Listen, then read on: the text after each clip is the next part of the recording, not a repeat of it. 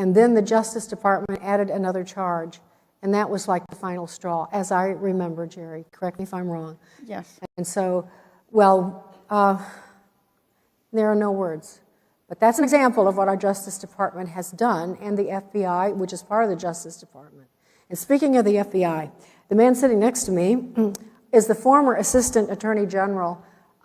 He has gone all the way back to the Bush years. He's held some incredible posts. He graduated from Harvard and Georgetown, and yet one of the outlets that wrote about him after he ran in the crosshairs of the Justice Department, it was called The Man with No Pants. Because he's been called a Trumpist. You see, I think of Saul Alinsky, who was the radical communist agitator who wrote Rules for Radicals.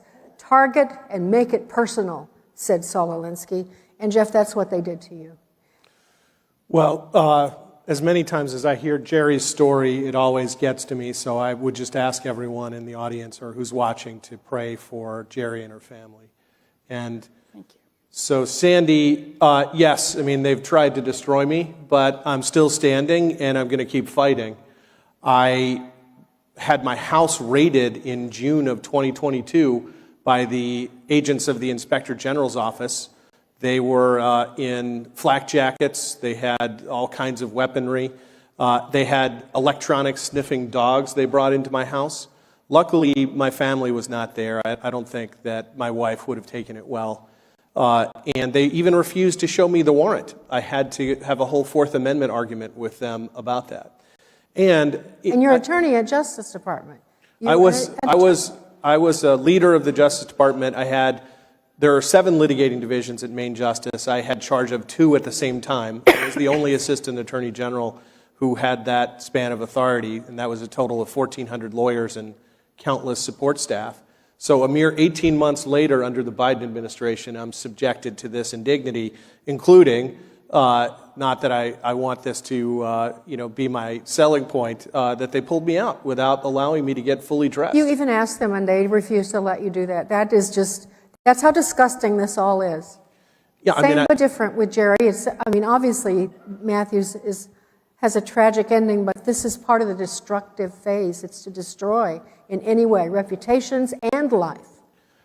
And the reason why they did that was because I was the only leader in the Justice Department who wanted to investigate the 2020 election with energy and drive and to look at all of the possible problems with that election, and there were a lot of them. There are legal problems in terms of the states changing their election laws without going through the state legislatures, which is unconstitutional. They were just flat out disobeying state election laws in many of the battleground states. And then I think there were also issues with mail-in ballots, very serious issues with mail-in ballots. And there were also issues worth looking at about electronic voting machines. And I think all of my colleagues were very interested in just moving on to return to their wealthy lives in private practice, and by sticking my head up out of the trench, I became a major target, and that's why they came after me. Yes, it's interesting that he wasn't your boss at the time, but William Barr had been your boss, the Attorney General, and after the election, of course, he makes his famous declaration that there was no vote. They looked into everything, and there was no malfeasance, no voter fraud, whatever his words were. What were your thoughts when that happened, Jeff? I wondered what investigations they had actually done. And indeed, I demanded to see the investigations, and I was never shown them, which is telling. Yeah. And I will also tell you that Bill Barr testified to the January 6th committee that he saw 3 categories of issues. One were the state legislatures' laws being changed by other bodies in the state other than the state legislatures, which I think is unconstitutional, and many agree with me. The second area was violations of state election law that had been set in advance and then violated due to this COVID cover.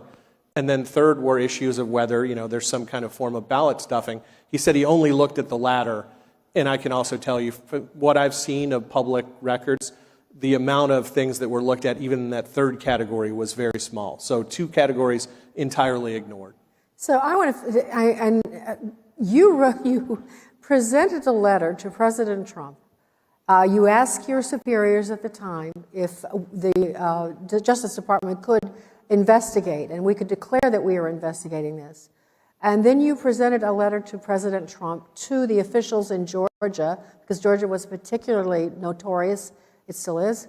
And for that, the letter was never sent. The president said, let's don't send it. And that is exactly why they came. Isn't that the catalyst for why they came? The letter, they actually charged you with thinking about sending this letter. So here I should caution you that just recently President Trump on January 4th sent me a letter that all of this is covered by executive privilege, law enforcement privilege, attorney-client privilege, deliberative process privilege. Indeed, I have to go to a hearing in the D.C. Court of Appeals today at 1 p.m. about my case because they're trying to take my bar license, where the topic of executive privilege may come up. My colleagues in the Justice Department, the reason why you know this is because colleagues in the Justice Department, in my view, violated all of those privileges and ran to talk to the January 6th committee, which I refused to cooperate with because it was such a sham. Your arrest, yes. You weren't even arrested, were you? They were just going through your home when they dragged you out. I was never arrested, although they took a picture of me standing in my driveway with my hands behind my back because I was thinking about my Fourth Amendment arguments, and CNN put that out to give the misleading impression I had been arrested and handcuffed. Well, and of course, it's again the Saul Alinsky target and, destroy. And so that now the right is the right. They don't get that category. But anyway, the Justice Department is employing those methods. But you then were charged with racketeering with the 18 others in Georgia. And as we know, Fannie Willis, the whole story behind her is pretty sordid, and we're waiting to hear that. How do you think, Jeff, that will affect the outcome of the 18 of you? I know each is different. I recognize that. But do you think that'll have a big effect on the charges of racketeering? Your charges of racketeering is for thinking about sending that letter. That is really what the charge is. He thought about sending a letter. The whole thing is absurd. Most of the 19 people don't even know each other, so the idea that we had formulated some kind of short-term mafia to hijack the elections is ridiculous. But that hasn't stopped the New York Times from claiming that I was one of the coup plotters in chief, along with my friend John Eastman and President Trump, et cetera, Rudy Giuliani, et cetera. And I've never met Rudy Giuliani. So the whole thing's crazy, and it should collapse of its own weight. And in particular, in both my case, President Trump's case, and Mark Meadows, who was the White House Chief of Staff, we all should be immune from that prosecution because the states shouldn't be able to reach into the federal government and regulate federal officials. It's a total legal absurdity. There are so many legal absurdities, too, like not protecting the president's executive privilege. That's right now, the SCOTUS is considering 2 cases regarding this right now, I believe, right? The issue of immunity is before them. Yeah. The issue in terms of what happened to the J6ers of 18 U.S.C. 1512 C2, the issue of applying this crime of obstructing an official proceeding, which is a total overreach. Which they made a felony, which now is added years and years to a lot of people who did nothing but walk through the Capitol. And, if that case is reversed, if the rulings of the lower court are reversed there, then half of the indictment against President Trump by Jack Smith in D.C. goes away. Excuse me, and let's talk about that. Because if that gets reversed, don't get me wrong, I will be thrilled for the defendants from January 6th if that gets reversed. But that will mean that my nephew, Matthew Perna, killed himself over something that was unjustly charged against him. And this government, and this DOJ needs to pay for this. This is the woman who is her nephew. No argument, I think, from anyone in this audience, unless it might be some members of the media. Jerry, that's why we're talking. The injustices are breathtaking. And that's why our country is in such turmoil and people are upset. And the real heroes, I think, doesn't mean that let's just say, some of our real heroes were there on January the 6th, actually putting their lives on the line when they saw the police attacking the people. It's a sordid story, and I would recommend the Epoch Times recent video on this, just if you're not sure about some of the details we can't get into. Jerry, do you keep in touch with other families J6 families? There are several J6 families that I keep in touch with. Can you give us an idea of some other circumstances? I get messages through Twitter almost weekly from January 6 defendants who are talking to me about taking their lives. Oh, I get this all the time. And just last year, Jordan Meacham shot himself, 22-year-old kid, killed himself, a January 6 defendant. And I did say when Matthew died, there will be other ones. There will be more suicides. They are pushing these people to the brink of insanity. There are organizations that help these people. Patriot Freedom Project is one that I have reached many family members who are going through what my nephew did. And I really wish there were organizations like that when he was going through it, because they would have been priceless to have someone to talk to who's going through the same set of circumstances. It's priceless to have that. No one should be pushed to the brink of suicide by our country, ever, a country that he loved. there is another source. patriotmailproject.com is a place where you can write to these guys, and some of them are still in solitary confinement right here in the D.C. jail. It is ridiculous. Some have been held for almost 3 years. You just, if you haven't been following this, you have no idea. And so I think the question, I don't know, there's an answer to this, but the thing that occurs to me is everyone, the talking heads are all talking about Putin. And I'm not a lover of Putin. Communism is not our friend. It's horrific, and that's what they're trying to institute here. Let me make that clear. Putin is a dictator, but he is, now the newest criticism, of course, that people are disappearing or being killed. Well, that's terrible. But what are we doing here? What is President Biden doing here? What are our congressmen doing? Sitting by and actually doing hardly any. There's a few of them, but very few. They need to do something. They need to do something. This is awful. Recently, I had the honor of being in Dinesh D'Souza's movie Police State. And the tagline for the movie Police State was, "Are we living in a police state?" Yes, we are. And you'd have to be blind not to see that your freedoms are being taken away every day in this country. And no one is doing a damn thing about it. Well, I think people are waking up. I guess, I realize that the powers that be have been really slow to come to the party, especially in Congress. Trust me, I did what I could. I still am, to shake those trees. And some have come around, but early on they wouldn't do anything. And with Jeff, I don't know who's defending you guys. You guys are experiencing, I know John Eastman, the debt that you guys are going into, your families, they want total destruction.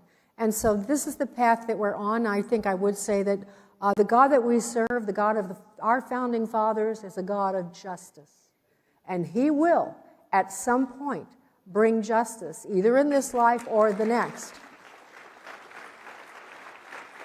Quickly, any final word from you, Jeff? So I would say, look, the grave injustice of what's happened to many of the January 6 defendants is apparent. It violates basic principles of congruence and proportionality. In other words, crimes are being applied that are not intended to apply to them. That's the story of this 1512C2, and it's up at the Supreme Court. And then proportionality, they're being punished far out of line with anything that they did. And that is a glaring injustice, especially as compared to what happened to Antifa and BLM, who burned down cities, Yes. caused billions of dollars of damages. I was in charge of a task force related to monitoring what was happening at the Mark Hatfield Courthouse in Portland, Oregon, attacked night after night, including with commercial-grade fireworks, with ball bearings smashing the windows. That lawlessness went largely unpunished. Somehow what happened on January 6th for just a few hours is being treated as if it's the worst crime ever. It's totally unjust. All right, so in conclusion, let me just say this. You can't fix all of this. None of you individually, none of us. You can't fix what's happened to the J6ers. You can't fix what's happening to John Eastman and Jeff. You can't fix all of that, but you can do something.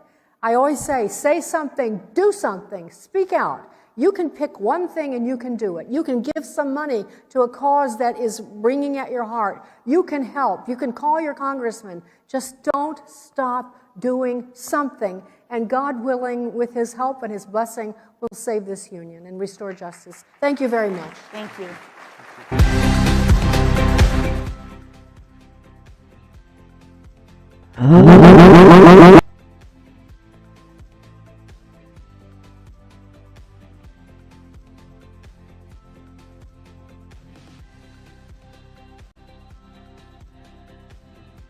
Being woke is easy when it was just a call to defund the police or end capitalism, right? It's a little different when your fellow ideologues start cheering for your beheading. All right, And here's a question. This next video, does why this am I so apply loud? Am I to really, you? really loud? Hold on. The pro-Hamas protests making for a very interesting... I'm going to mute those guys while I figure out my sound. Hold on just a minute. Sorry, I woke up early and then I apparently went back to sleep. Oh my God, what am I doing? Sorry about that. Let me just check my mic level though. Hold on. Good morning, everyone. Good morning, Easily. Good morning, Paul. Good morning, R and Butterflies and Kathy. So glad to see all of you. I am very sorry that I was late. Hold on, I just want to hear if I'm saying anything clearly or if it's annoying as fuck.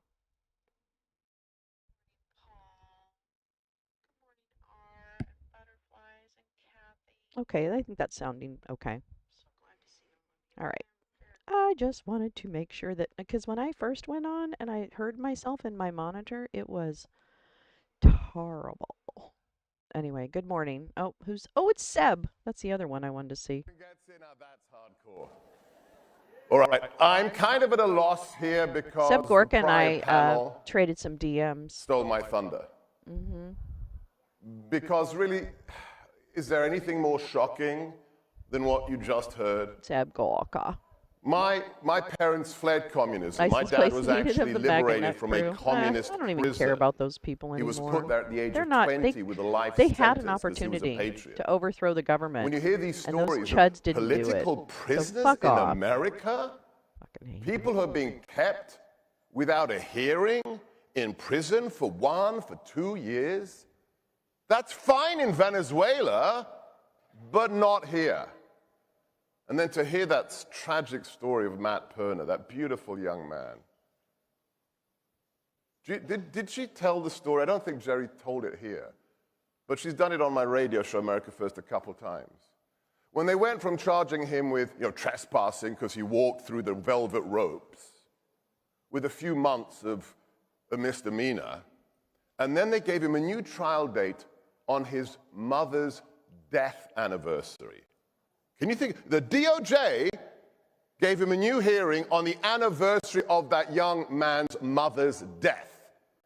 And they said, oh, by the way, we're going to add a terrorist upgrade to your sentence, and you'll probably go away for a decade. He walked through the velvet ropes for a couple of minutes and then left. What did he do? He hanged himself. He's one of at least half a dozen. You heard, a 21-year-old young man killed himself instead of rotting in one of Biden's political prisons. These people are using that So, poor young man's death. Most Oh important thing I my can do here God. is just one thing. I'll give you a little speech. I've got 10 minutes. Hold The most on, important I'll thing get is that him. website you heard, Patriot Freedom God, Project. I thought you had to subscribe. Now, write it down. Stop Put it in being your such phone, a fucking bigot. PatriotFreedomProject.com and donate. trolls. Donate to the families whose wonder which one lives that have is. been ruined by Joe Biden, Merrick Garland, and the corrupt FBI. Trolls. They crack me up. Okay. Thank you. Not brave enough to use their So what's the own most fun part of identity CPAC? to spread that hate. Come on, They come use on, what is other it? people's identities. Me? Oh, you're too kind. You're too kind. All right, all right. Selfies afterwards, okay? Tomorrow afternoon, my boss, or my former boss, or God willing, my future boss. You're not going to work for The anybody. speech from 45, and we do our part 47. So let's talk about him for a bit, because it kind of ties into Matt Perner, political prisoners, and what the president put on Truth Social a couple of days ago that I'll share with you. Wherever I go, I just got back from Idaho, Nashville, off to California soon, and I speak to patriots across the country. Doesn't matter where I am, who the audience is, sooner or later we get to the Q&A, which is the most fun part, right? To ask people, get in a communication with them. I want to ask you this, Seb, and Dr. G, tell me about that. Wherever I go, whoever's in the audience, sooner or later, what question do they ask? What's he really like? Right? Everybody wants to know, what's he really like? And as his former strategist, his former deputy in the White House, I got some bad news for you. What you see is what you get. I've been living in this stinking cesspit of Washington for 16 years. And there's nobody genuine here, right? At least in politics. They have the perfect hair, the white teeth, right? And they're all fake. And they're smiling for the cameras, and then behind closed doors, they're just scum. Just scum. With President Trump, whether you've seen him in an auditorium with 60,000 people in a stadium, or whether he's with me, by myself, in the Oval Office, he's exactly the same, because he's not a faker.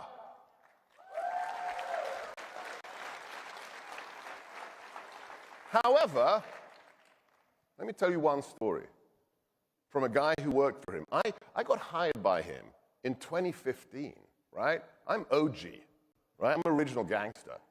2015.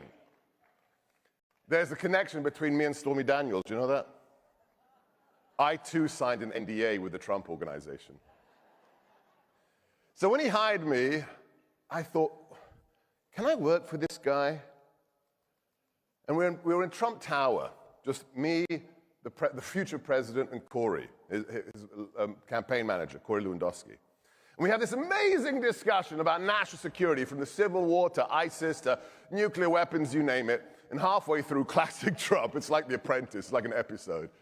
He stops the conversation dead, looks at Corey in the corner, and says, "Nice guy, let's hire him." Right? Not fire him, hire him.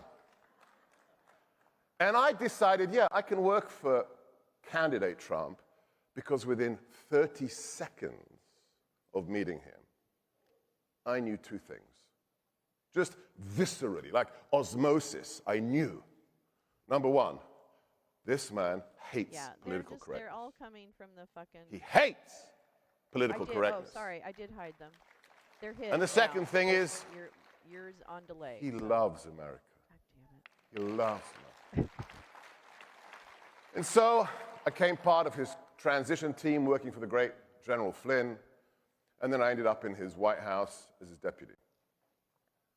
And that was amazing. I mean, think about this. No other country on the planet. Yeah, as you can tell from my deep Alabamian accent, I wasn't born here. Alabamian? My parents escaped communist Hungary, ended up in England. I was born and raised in England. Or did he say Alabamian? And I married an American woman, my boss, my muse, Katie. And you married a woman? so I'm a green card holder. And I moved to America to become a professor for the Defense Department. Oh. I became an Cal, American you missed Jeffrey Clark. in 2012. He lied. So just track with me, if you will. And the day after the inauguration, Part of something. everybody's hungover because they all went to the inauguration balls, right? I don't drink. I have got to grab. So I said, it may be Saturday, but hey, I work for the president. I'm going to go to work. And Saturday morning, by myself, because everybody's hungover, I'm walking around the West Wing. Sorry, I know. I know my mic was low. Sorry about that. I wasn't an American 6 years ago. And now I'm walking around the White House, picking out my office. That doesn't happen in any country. I'll raise myself a little bit. That's America. But despite that experience, despite working for him before he's president, as he's president, helping him out after I leave the White House, I didn't realize who this man was until November before last. Are you talking about me? I My just wife is can't get working my a volume to 16-hour be day right. as chief election officer, right? Because we know what happened in 2020, right? Right. So she's making sure there's no shenanigans in our voting district. Where am I? My wife's working this interminable day. Where am I? I'm eating the coconut shrimp at Mar-a-Lago. Because the president is about to announce what? His re-election campaign launch. And the ballroom is full. It is like MAGA headquarters, 900 of the best patriots. And I thought I knew the man. And I'm standing on the side, and I'm listening to this speech. It's one of his best. If you haven't seen it or you forgot it, go back and watch it tonight. Okay, go online and watch the president from Mar-a-Lago, November 22, launching his re-election campaign. And I'm standing there. And I worked for the guy. And I support the guy with my radio show and my TV show on Newsmax. And 20 minutes in, it's like somebody gives me a gut punch. And I'm like, I realized, oh my dear God, he's doing it again. He's running again. And it hit me. What has this man just committed to? For 4 years, what did they do to him, his wife? It actually his children? says it's open to everyone, but it's man not. who It's lost only literally subscribers. $1 I billion. don't get why that does that. Didn't even take a paycheck. That's what I have to do government, now. Who's called a So misogynist and Islamophobe, that makes me a sad. white supremacist, and an anti-Semite? The man whose daughter converted to Judaism, whose grandkids are Jewish, the man who moved the embassy to Jerusalem and recognized that as the capital of the eternal state of Israel. He is the anti-Semite. He could just go away, get back to his businesses, live a peaceful life, play golf for the rest of his existence. But he's doing it again. And what have they done to him since then? My former boss is facing 730 years in prison. Oh, we can't He's wait. been banned from doing business in New York, a city that he Yes. probably bought, I don't think we can estimate it, $10 billion to? How No. much business did he bring to New York? He didn't.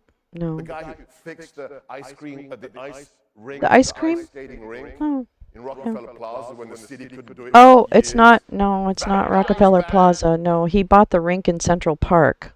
So, He, no, different rink. what Oh, do we need to never understand mind. about our stakes? After Tucker's recent interview with Putin and the death of sudden death syndrome, Exactly, easily. most powerful opposition leader in a Siberian gulag, President Trump wrote this on Truth Social. The sudden death of Alexei Navalny. Yeah, I just wish I made didn't me have more to, and more aware because I liked of what's having just an happening open chat. But these fucking Stephen Police Cuevas and Taylor Jennings are just determined to ruin my life, and they went ahead and got people to agree with them and come after me. So that's where we're at. Welcome to the show.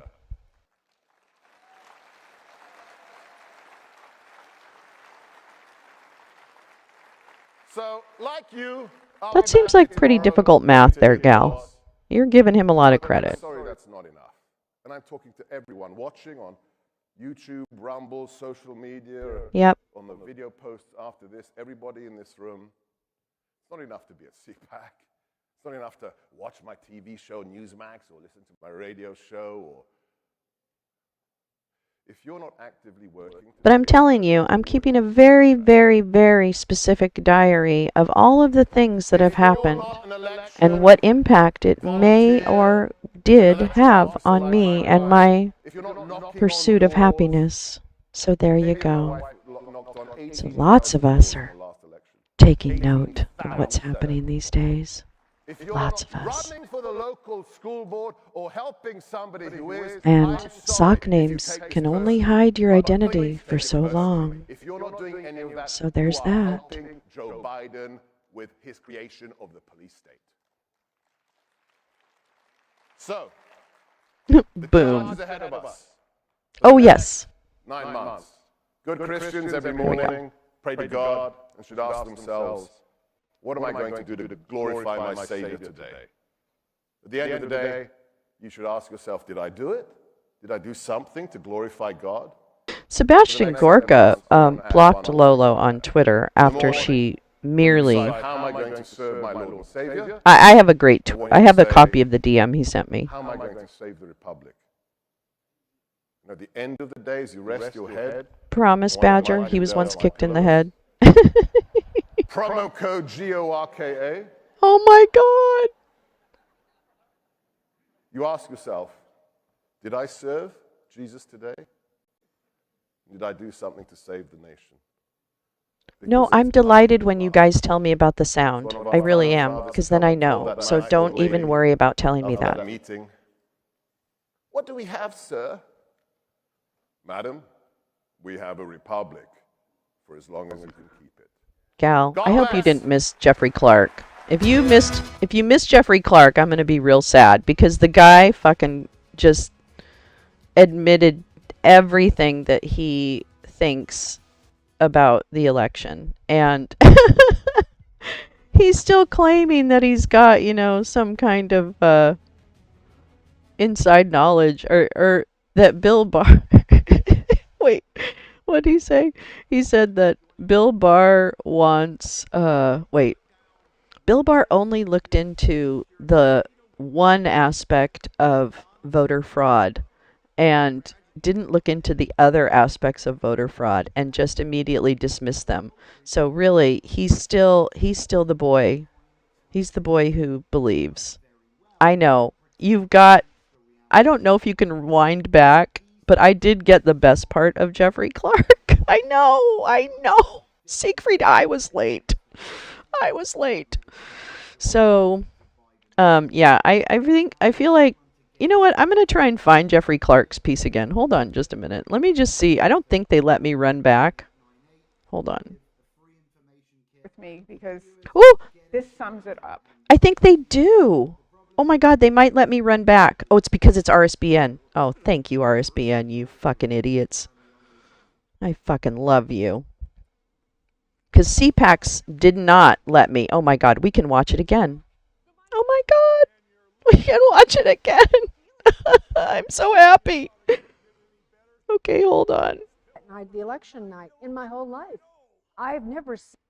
Okay, wait. I think I've got it. I hope. Hold on. Hold on. Oh my God. Hold on. Oh my God. Oh my God. Oh my God. Oh my God. Oh my God. Hold on. Let me shut up. Shut up. Okay, hold on. Because I want to try something. Hold on. Please and thank you. Give me a second because oh, excellent. Oh my God, it's working. Okay, I have the Jeffrey Clark again. Hold on. Ah, I'm so excited. Here we go. Okay, hold on. Oh my God. Okay, here we go. Ready? This is the Jeff Clark thing. We're playing it again. Good morning, Curtis. How are you? Here we go. Oh my God. Please don't fuck up. Just when you thought it couldn't get any better, We're going to have to listen to this part. I'm sorry. Pillow 2.0.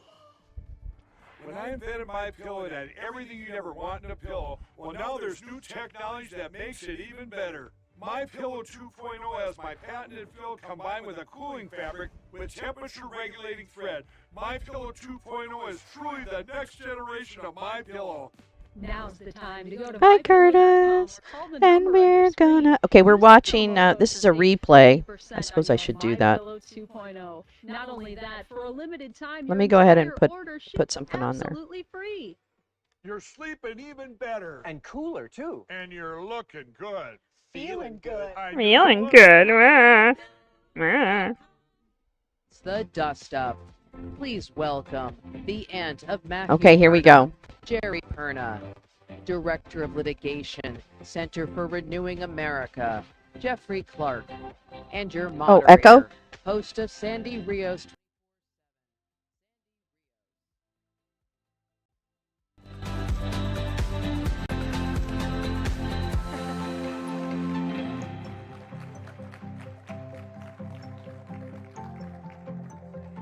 Good morning. Good morning. You're up early. I think we can sit, right? Yeah, we sit.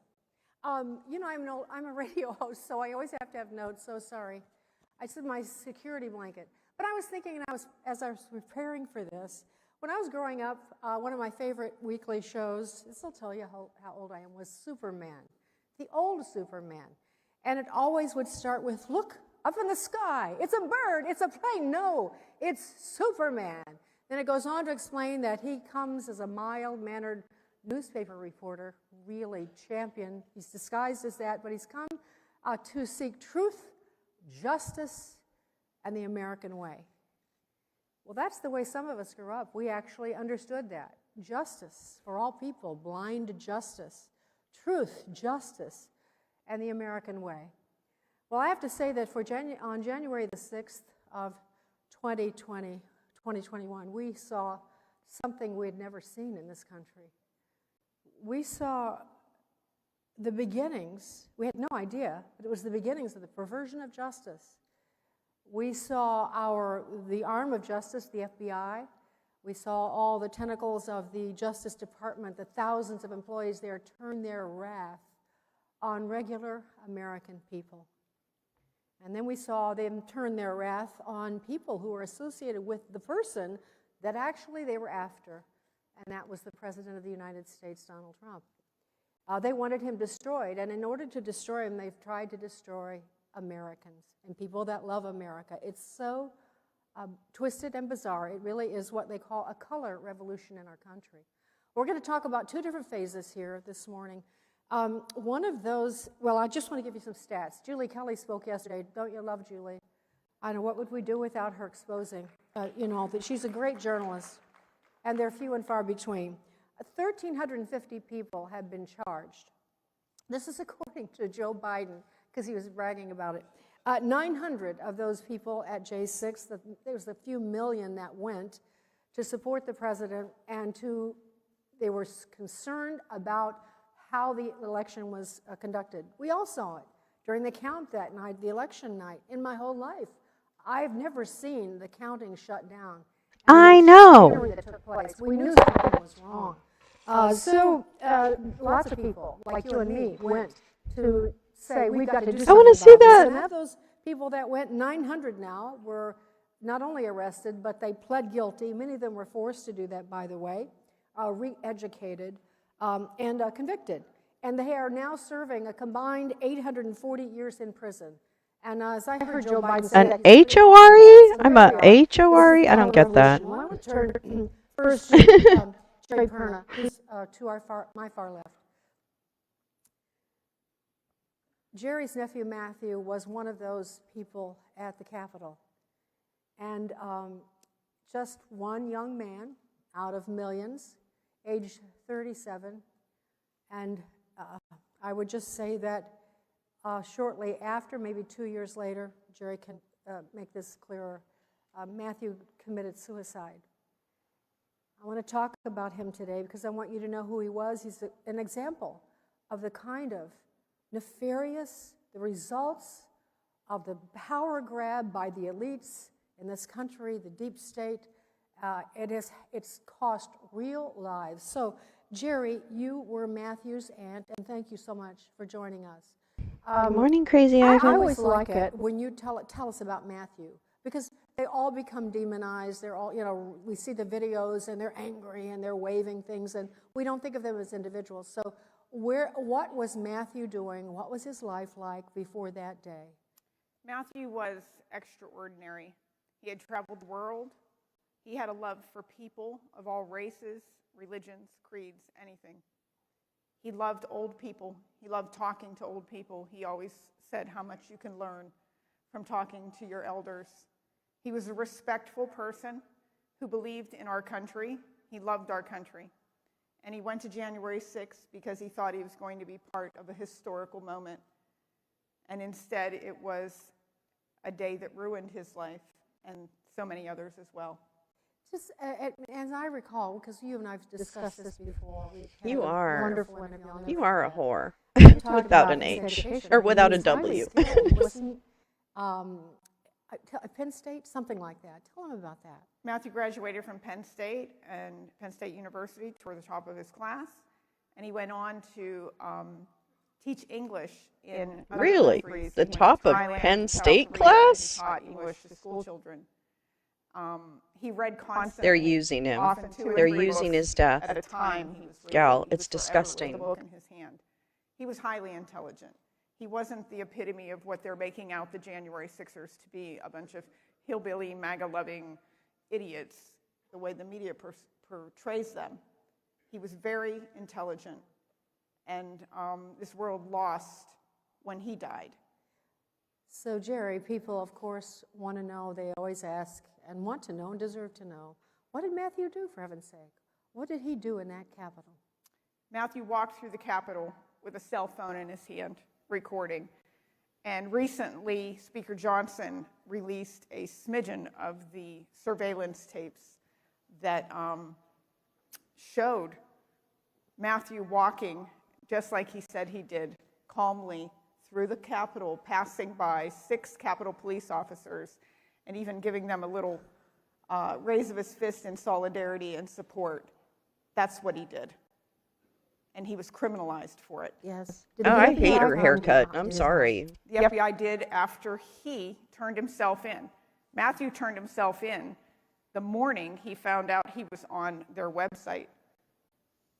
So we can't tell every detail, but this is a tragic story. Can you, Badger. in a sentence or a paragraph, tell us what brought Matthew to the point of taking his own life? You know, that's funny you bring that, because I did bring a note card with me, because this sums it up. I sacrificed my freedom when I entered the Capitol building on January 6th, and in despair took my own life the night that I wrote this. Signed, Matthew Perna. This is my nephew's suicide note that was found in his Bible. He stood up for his rights, and it cost him his life. As You I are. recall, It gets worse. They had him in confinement at home, and even your friends and neighbors, I'm not saying everyone, but a lot of people in your community turned against him because the headlines and the way he was portrayed, and he went into depression, and then the Justice Department added another charge, and that was like the final straw, as I remember, Jerry. Correct me if I'm wrong. Yes. And so, well, there are no words. But that's an example of what our Justice Department has done, and the FBI, which is part of the Justice Department. Good point. Speaking of the Good point, FBI, Jen. the man sitting next to me is the former Assistant Attorney General. He has gone all the way back to the Bush years. He's held some incredible posts. He graduated from Harvard and Georgetown, and yet one of the outlets that wrote about him after he ran in the crosshairs of the Justice Department, it was called The Man with No Pants. Because he's been called a Trumpist. You see, I think of Saul Alinsky, who is the radical I love this communist part. agitator who wrote Rules for Radicals. Target and make it personal, said Saul Alinsky. And Jeff, that's what they did to you. Well, as many times as Jeff, I hear Jerry's show us your story, junk. it always gets to me, so I would just ask everyone in the audience or who's watching to pray for Jerry and her family. And so Sandy, yes, I mean, they've tried to destroy me, but I'm still standing, and I'm going to keep fighting. I No more had my monkeys. house raided in I'm still June eating of monkey. 2022 I will have by you know. the agents of the Inspector General's office.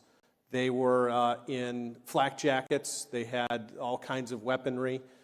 They had electronic sniffing dogs they brought into my house. Luckily, my family was not there. I don't think that my wife would have taken it well.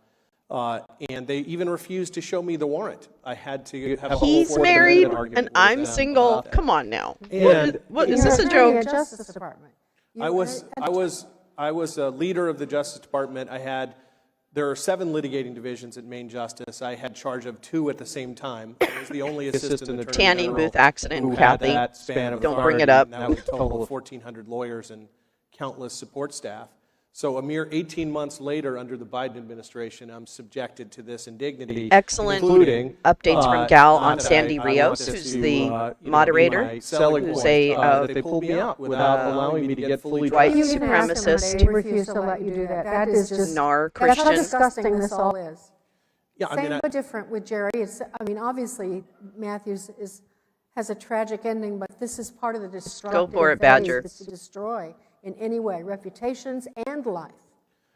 And the reason why they did that was because I was the only leader in the Justice Department who wanted to investigate the 2020 election with energy and drive and to look at all of the possible problems with that election, and there were a lot of them. There are legal problems in terms of the states. This is the best part. Their election laws without going through the state legislatures, which is unconstitutional. They were just flat out disobeying state election laws in many of the battleground states. And then I think there were also issues with mail-in ballots, very serious issues with mail-in ballots. And there were also issues worth looking at about electronic voting machines. And I think all of my colleagues were very interested in just moving on to return to their wealthy lives in private practice. And by sticking my head up out of the trench, I became a major target, and that's why they came after me. Yes, it's interesting that he wasn't your boss No, at the time, you- but you William broke Barr the law, had been your boss, you the stupid Attorney son of a General. And after bitch. the election, of course, he makes his famous declaration that there was no vote. They looked into everything, and there was no malfeasance. Gal, voter this fraud, is my whatever his favorite words part. were. What were your thoughts when that happened, Jeff? I wondered what investigations they had actually done.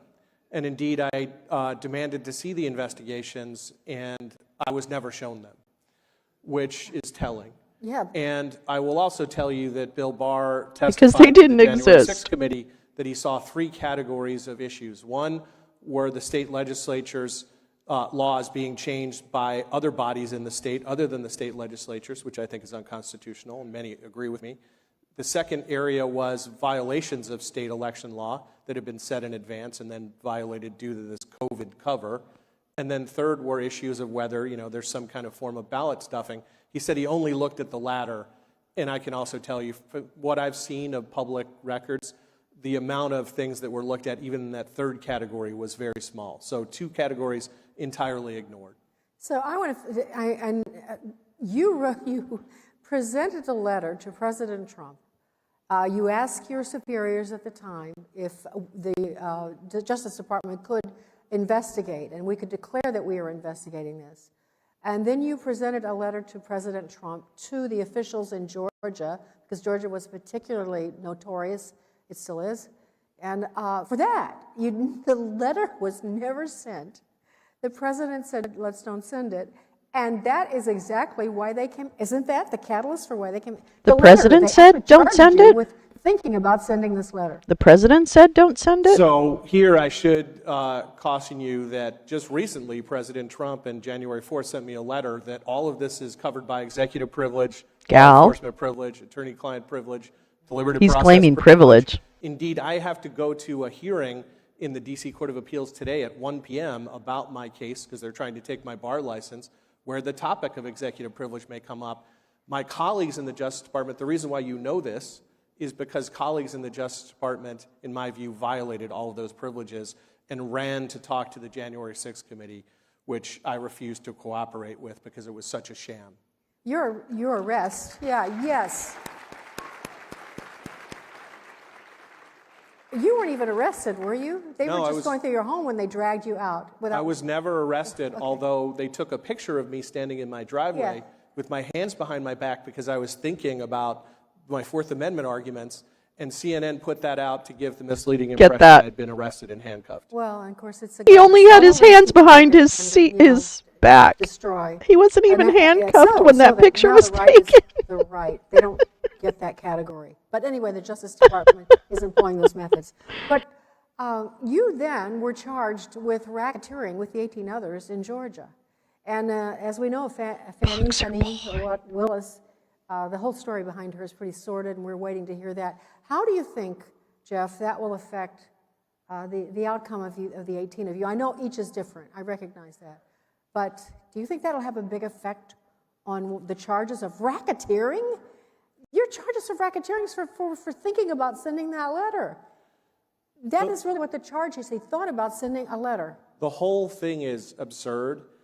Most of the 19 people don't even know each other, so the idea that we had formulated some kind of short-term mafia to hijack the elections is ridiculous. But that hasn't stopped the New York Times from claiming that I was one of the coup plotters in chief, along with my No, we don't give you that much credit, sweetie. And President Trump, et cetera, Rudy Giuliani, et cetera. And I've never met Rudy you were Giuliani. willing to do just about the whole anything. Thing's crazy, and it should collapse of its own weight. And in particular, in both my case, President Trump's case, and Mark Meadows, who was the White House chief of staff, we all should be immune from that prosecution because the states shouldn't be able to reach into the federal government and regulate federal officials. It's a total legal absurdity.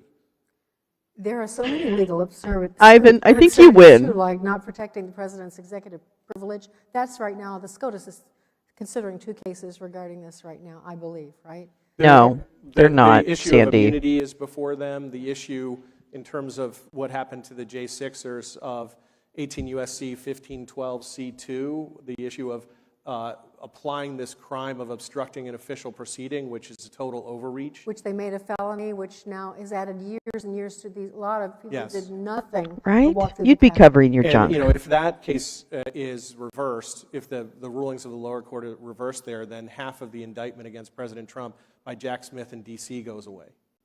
Excuse me, and let's talk about that, because if that gets reversed, don't get me wrong, I will be thrilled for the defendants from January 6th if that gets reversed. But that will mean that my nephew, Matthew Perna, killed himself over something that was unjustly charged against him. And this government, and this DOJ needs to pay for this. The DOJ needs to pay for this. No argument, I think, from anyone in this audience, unless it might be some members of the media. Jerry, that's why we're talking. The injustices are There you go. breathtaking. And that's You're why a our liar, country is in Jeff. such turmoil and people are upset. And the real heroes, I think, doesn't mean that let's just say, some of our real heroes were there on January the 6th, actually putting their lives on the line when they saw the police attacking the people. It's a sordid story, and I would recommend the Epoch Times recent video on this, just if you're not.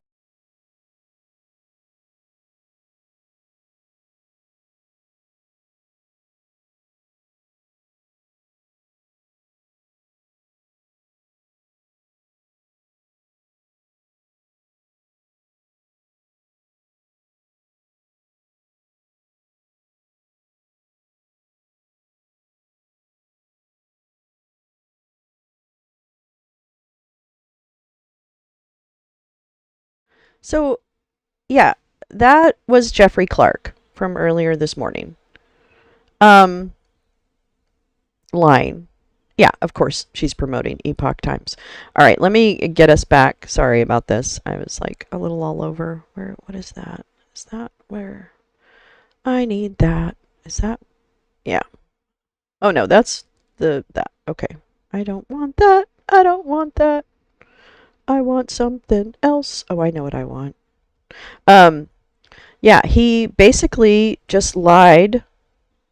That's the first time I've heard him say the stuff about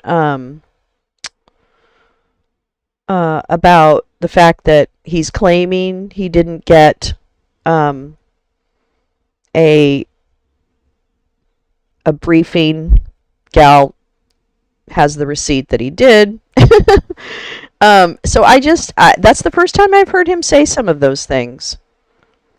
And I love having him on record. I really fucking love it. I'll tell you. I really do. Oh, God. Sorry, everybody. Oh, my God, it's Mike Pillow. Hey, look, it's Mike Pillow. Oh, the machines. We got to wrap it up. Mike now works for RSBN.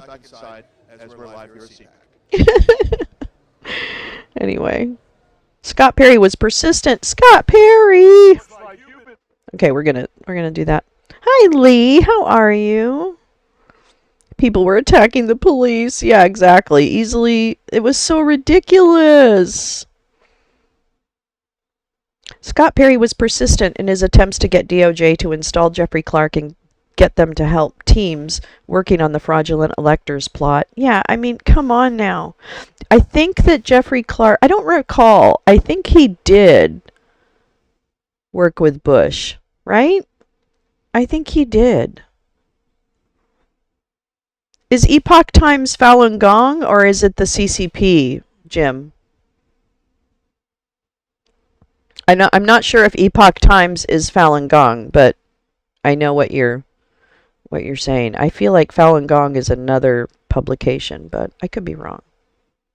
I thought they were Gateway Pundit or something stupid like that. I know. What are we doing? Who are we? Who's this? Scooby-Doo, don't mind. Oh my God. Thank you. Oh my God. This was the other guy I wanted to see. Falun Gong, Epoch Times. Thanks, Gal. Proud to be at CPAC with so many great Americans who represent Donald Trump's army to take this country back. And that's what it's going to take, an entire army.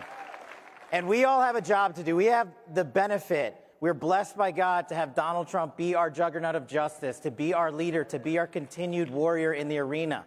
But we have to fill that arena with Americans behind him who are going to take the fight to the mainstream media, who are going to take the fight to the corporate bureaucracy that controls the swamp, who are going to take the fight to the national defense industry that has monopolized war and sent our sons and daughters to die for other people's fights. We are going to put an end to that behind Donald Trump. And we are going to do it together. What I want to talk about is you guys have been so kind to make Government Gangsters, my book, a bestseller. I thought there would be no better place than to announce what you just saw, which is a joint venture with Steve Bannon and War Room Entertainment to launch conservative films back into the ecosystem. So Government Gangsters, the movie, is the first one, and it's coming out in the spring, just in a couple of months here. So we're very excited about that. But here's the thing. 8 years ago, the deep state was real. When Donald Trump came down the escalator in 2015 in Trump Tower, the deep state was already moving at 100 miles an hour. But the deep state, projected on us that we were the neocons, we were the conspiracy theorists because we dared to call them the deep state. Why is he wearing a Slytherin scarf? 8 years later, they have multiplied. They have put their army on the ground in government agencies and departments from the DOD to the FBI to the DOJ. They have weaponized justice. They have politicized the intelligence community. They have seized our Department of Defense from the men and women who have the audacity to serve and wear the cloth of this country, and they have tarnished their reputations. And they have led to disasters in Afghanistan, in Ukraine, in Israel, and elsewhere. But they blame us. And one of the main themes about Government Gangsters is we cannot take their bait. We cannot take the overcorrection approach that they want to government. That's right, Cal. He was the Deepwater Horizon spill. Jeffrey Clark was part of that bullshit. Oh. What does that mean? First, we have to identify them. It's not a Republican or Democratic thing. The people that started Russiagate are back in power now.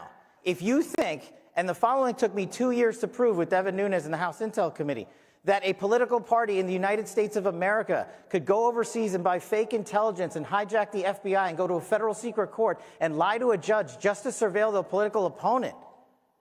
That's conspiracy stuff. But that's what happened in our United States of America to our president the first go-round. What do you think these people are doing now? And there's no coincidences in government. Let me give you an example of the news that's been back in play thanks to great reporting out there about the details of how vast Russiagate was, how the intelligence communities were using operatives overseas. None of that happens by accident. When you go to England and a place like that and you say, you the FBI, you the intelligence community, go out there and surveil illegally Donald Trump associates, someone's got to authorize that. Now we know it was John Brennan and Obama who came in with the directive, but who issued the order on the ground to allow that to happen under the law? Gina Haspel, London station chief in 2016, who would later go on to be Trump's CIA director. She's the one who singularly blocked the report that you guys are now all familiar with about John Brennan's corrupt ICA.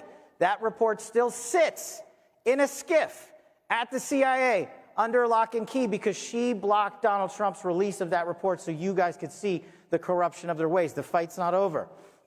The coincidences don't stop there. Chris Wray, Rod Rosenstein ran the Russiagate cover-up operation, signed the illegal FISA warrants to surveil Donald Trump while he was president of the United States, to rob us of our single greatest benefit in this country, our freedom to vote. Do you know where Gina Haspel and Rod Rosenstein work today? Gina Haspel is a national security advisor to Chris Wray's law firm, where Rod Rosenstein is a named partner with Sally Yates.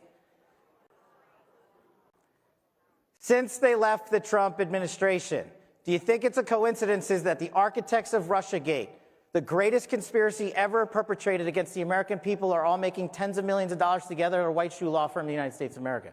Good, identify the problem. It goes beyond Brennan, it goes beyond Clapper, it goes beyond Esper, it goes beyond Barr, it goes beyond so many people you've heard about from the Trump administration. And the only way we are ever going to break that logjam is if we don't accept their projection. They, the radical left, have told us we are the ones who hijack law enforcement agencies. Are we the ones that sent law enforcement into houses of worship? That was them. Are we the ones that told parents that you will be dictated the agenda for your children's education? That was them.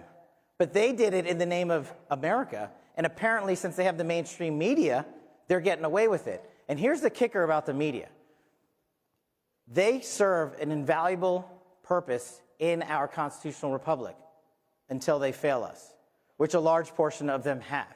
And there is no deep state, there are no government gangsters without some of their corrupt actors in the media who continue to print the lies about Donald Trump's success, about our movement, and about our America First mission.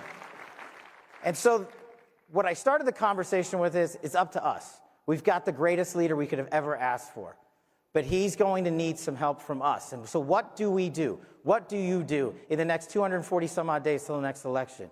You pick one thing. You pick one thing, whether it's healthcare, education, sheriffs, law enforcement, countering drugs, narcotics, weapons, what have you, ending the forever wars, veterans affairs. You pick one thing and you go out in your communities and you do it 245 times. And you will see that message resonate because Americans across this country are tired of the swamp. And the swamp only exists because Washington, D.C. has perpetuated itself to overcome the will of the constitutional republic that is the United States of America. And we have to end that. And we cannot end that unless we do the following. Embark on a mission to educate Americans across the country.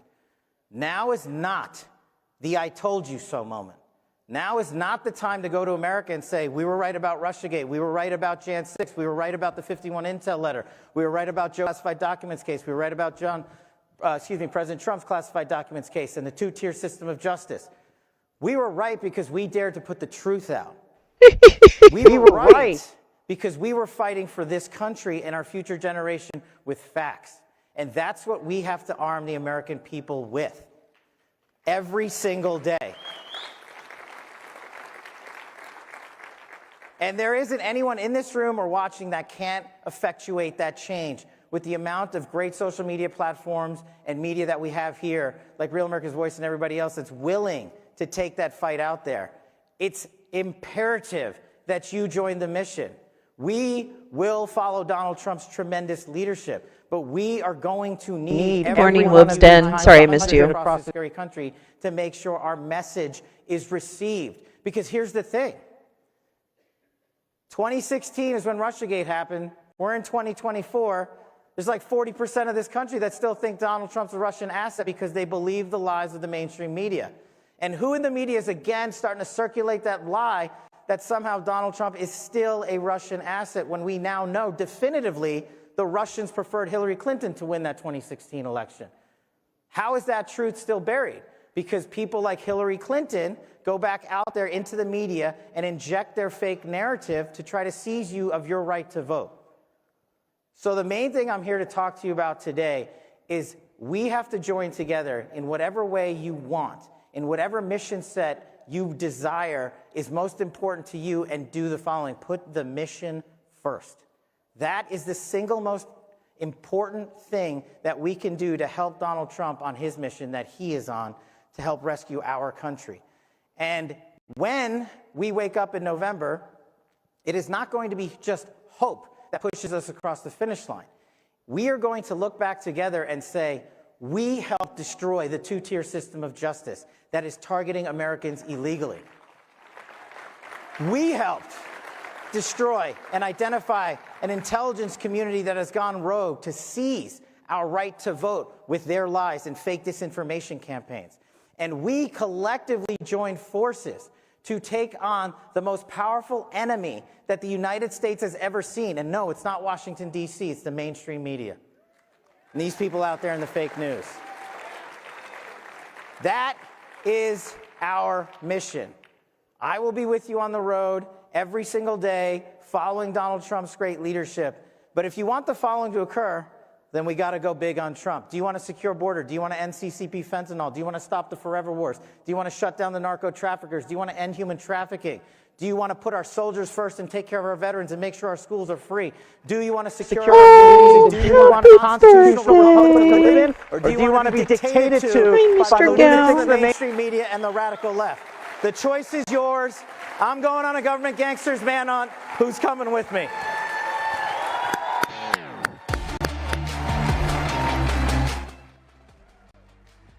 Cash, you're an idiot. Hey, Cash, you're an idiot. Ooh. All right, we're gonna, so that I can sing happy birthday. Okay, here we go.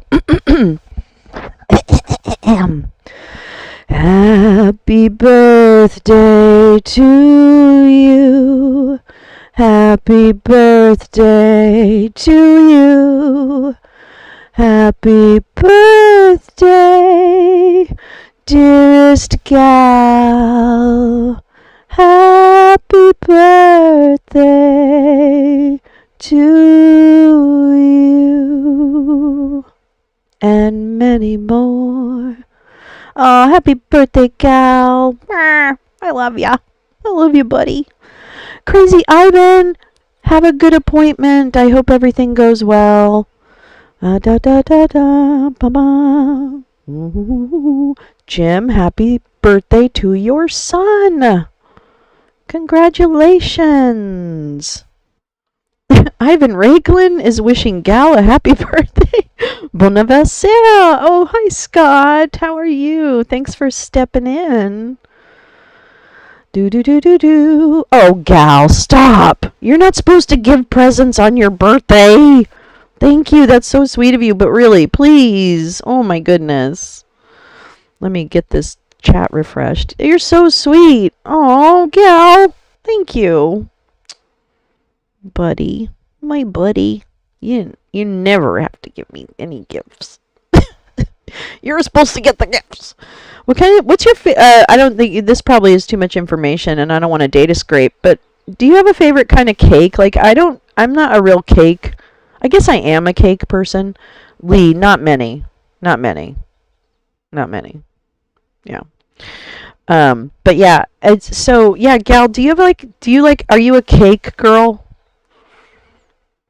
Or are you like a pie girl? Or are you like, I'm not a dessert girl? Give me a good steak.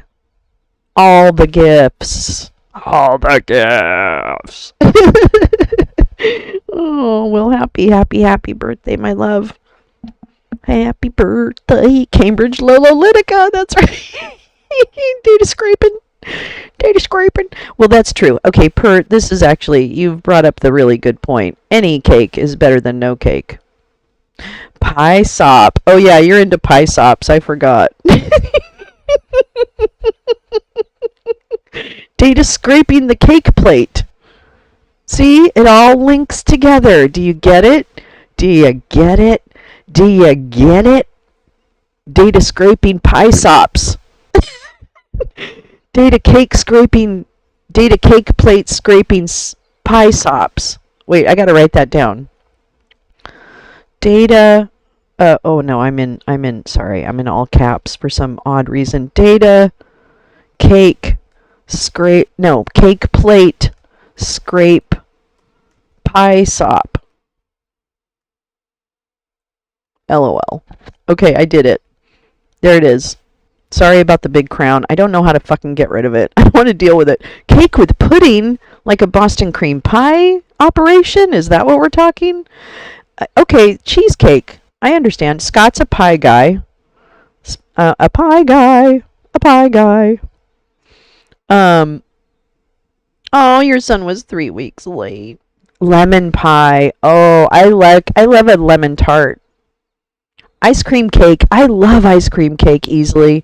We used to eat that. I used to love the one from 31 Flavors or whatever it was. Biden announces 500 sanctions. Oh, that's Truth Social. I'm so sorry. Why in the world? 3 weeks late? That just doesn't seem like physically possible and seems terrible. I don't know who these guys are. In uniform. The disastrous withdrawal of Afghanistan was one of the prime reasons why you decided to run. Yeah, well, thanks, David. Thanks for doing this. I Fish cakes to you. Because I watched what happened in Afghanistan and the incompetence. Ice cream. I love ice cream cake. I think sent a message around the world that America was weak and our leadership was weak. And I do like cake and ice cream. I was worried about the direction of our country, and I'm not a huge dessert person, though. Because I think the America we know is slipping away. And I do love banana cream pie. 100%. Military terms, spiritually, the challenges around the world we see everywhere, and we need leadership that's going to shake things up and take America back. And that's why I'm running. I'm honored to do it, and I'm in the ring.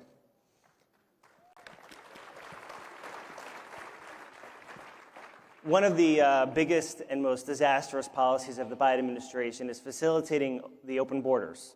What we're seeing on the southern border and even the northern border, it's not just over 8 million illegal immigrants who are coming into the country. It's also people who are coming from China, from Russia, from the Middle East, people who aren't even being vetted. We've talked about how border security is very much national security. Yeah. Why is this one of the biggest reasons why you've also decided to run and one of your biggest priorities when you get to the United States? I've never heard of that. I everywhere on campaign trail in Pennsylvania. And if you think about the national security crisis we're experiencing, 160 people apprehended. I like those lava cakes. It took 13 to take down the towers in 9/11. But it's far more than that. It is the scourge of fentanyl, which is destroying our communities. I went to the border in 2022. I literally was with the Border Patrol. You could look up on the other side of the Rio Grande, and they would point to the cartel members up in the hedgerows pushing people across. And that fentanyl takes about 48 hours, and the cartels have it in northeastern Pennsylvania. Luzerne County is the worst county per capita in the country for fentanyl deaths. So this is a crisis of epic proportion. 5,000 Pennsylvanians last year, 106,000 Americans. Oh, Crazy Ivan left before the fentanyl. Just think about it this way. If you were an adversary and you were sitting in Beijing, or you were sitting in Tehran, or you were sitting in Moscow, and you were saying, how do we really mess with America? You'd invent something called fentanyl. You'd ship its ingredients to Mexico. You'd manufacture it. You'd send it across the border, and you'd have it undermine and destroy our communities across America and kill Americans. That's what's happening, and we need to treat it as the war that it is, including not just shutting down the border and doing the actions that we should have done from day one under the Biden administration. He's failed us miserably. But I also think we should consider using military force to go after those cartels. This is a war, and we need to treat it as such. And you're running to politically defeat current Senator Bob Casey. What is his record on this? Yeah, Bob Casey's record in general is a man of inaction. In arguably the most consequential state in the country, this is where the country was born. This is the battleground state that's going to determine the presidency, right? Pennsylvania. In that Pennsylvania, we have a senator that has had no leadership, not done a single thing from a legislative standpoint in 3 terms. But more than that, he's voted with Biden 98% of the time. 98% of the time. So when you look at inflation, when you look at a wide open border, when you look at the weakness that we've shown abroad, when you look at legislation proposing biological males to be able to compete against my 6 daughters in school with biological Or females. parasites. Bobby's been there every step of the There's way. that. And that's the step of Pennsylvania, and that's why I'm going to win, and that's why we're going to win. There's in too many 2024. just so stories around these days for my taste. So one of the many issues that is certainly near and dear to my heart, and I think actually countless Americans. Yeah, isn't he now like a congressman from Texas? As everyone knows, on October 7th, Israel suffered the deadliest and most heinous atrocities that were committed against Jews since the Holocaust. And Hamas, which is backed by Iran, was able to, unfortunately, massacre, rape, burn alive, decapitate, the worst evil you can I know. Can you imagine Over 1,200 growing up in one of these? innocent people. I know some of you have grown up in households that are very 200 strict or, By you the way, know, it's not just Israelis. evangelical. This is not just So happening in I Israel. can It understand happened how in hard America, this it happened must in be. Western civilization. There were countless Americans who were massacred, and there also were a number of Americans who were Yeah, kidnapped, and you there mean still like telling are NATO over that they can 6 go fuck Americans themselves? being You mean like that? Hamas. Dave, you did something that I will always forever appreciate, and I think countless Americans will, which is you and your wife Dina actually chose on your own to go to Israel, I think last month, so you could see firsthand what took place. Can you tell us about that? Yeah, it was really heartbreaking every way. I thought President Trump had made such enormous strides with Israel by moving the embassy to Jerusalem, the Abraham Accords, which my wife had the honor of being part of that team that was able to achieve what it was a monumental achievement in the Middle East, and we wanted to go to see for ourselves what had happened and to show solidarity with the people of Israel. And we went, we landed and went to Kfar Aza, one of the communities, 800 members of that community, 100 of them were massacred on that day. Bye, Lee. I know, this is really, some of this is very hard to hear. There's a safe room where I'm gonna turn him down, 'cause we don't need his torture porn today. Yeah, that conflict yielded a lot of horrific atrocities, and it needs to end. But these are not the dudes who are going to end it. If anything, these morons absolutely love the bloodshed that's happening. So they can just go fuck all the way off. Let me check and see who is speaking the rest of the day, because I kind of want to see if there's anyone else. Because the people that I was really super interested in were Cash and Jeffrey Clark. But I thought there was someone else. Hold on, let me see.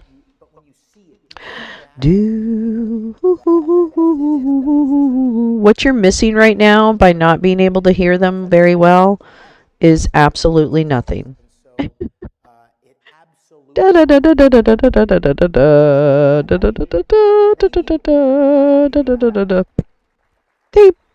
All right, CPAC.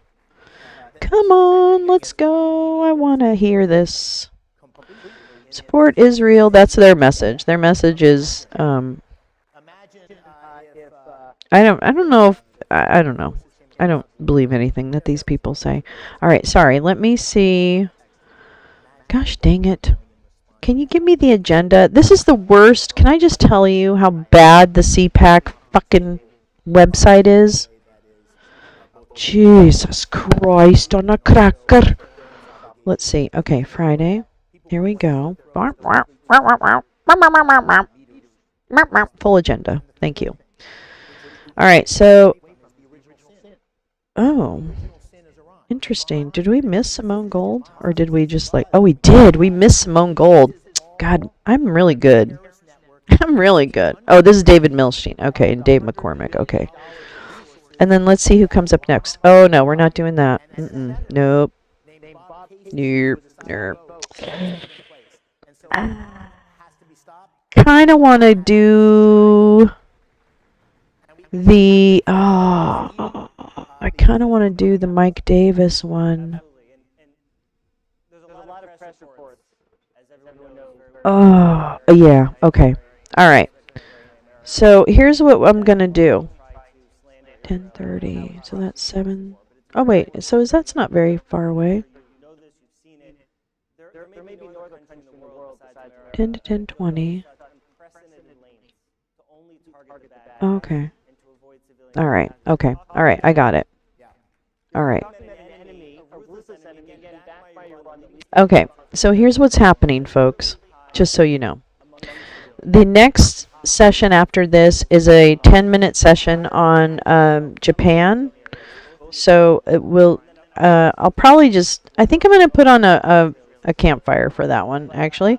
And then the other thing after that, though, oh my God, it's the 4 horsemen of the apocalypse. Let me tell you who's on the panel after they go over CPAC Japan, which is their usual thing. They do it every CPAC. But the American First Bar Association is a session I did want to see. And it is Mike Davis from Article 3 Project. Really want to hear what that moron's saying. Ken fucking Paxton. We all know who he is. Dan motherfucking Bishop, rep from North Carolina. And, oh, it's the 5 no, that's 4. And get ready, because it's the main horseman of the apocalypse. You guessed it, Stephen Miller. Yeah, we missed Simone Gold. I think that's brilliant. Face-eating leprechauns. Oh, I should have. The portly leprechaun with the sash was Cash. Yes. I know. So I'm gonna just keep it low for this and for CPAC Japan, because I've heard that spiel before. Actually, all of us have heard that spiel before. And and then I want to hear Nosferatu tell us all about America First Legal. Ooh, ooh, ooh. Oh, he had his own little actually, that was an interesting session to watch. I watched most of it, not all of it though, and I probably should watch it more closely. But he had this little academy or something, which was basically a bunch of chuds in the room, and then a round table of all the worst people in the world, including Rick Grinnell and a bunch of horrible people. Anyway, that round table was on Wednesday. It was during the daytime. It was pre CPAC, and that actually seemed interesting to listen to.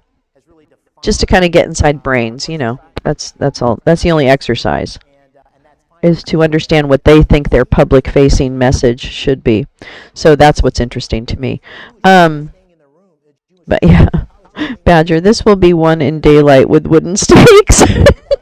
Badger.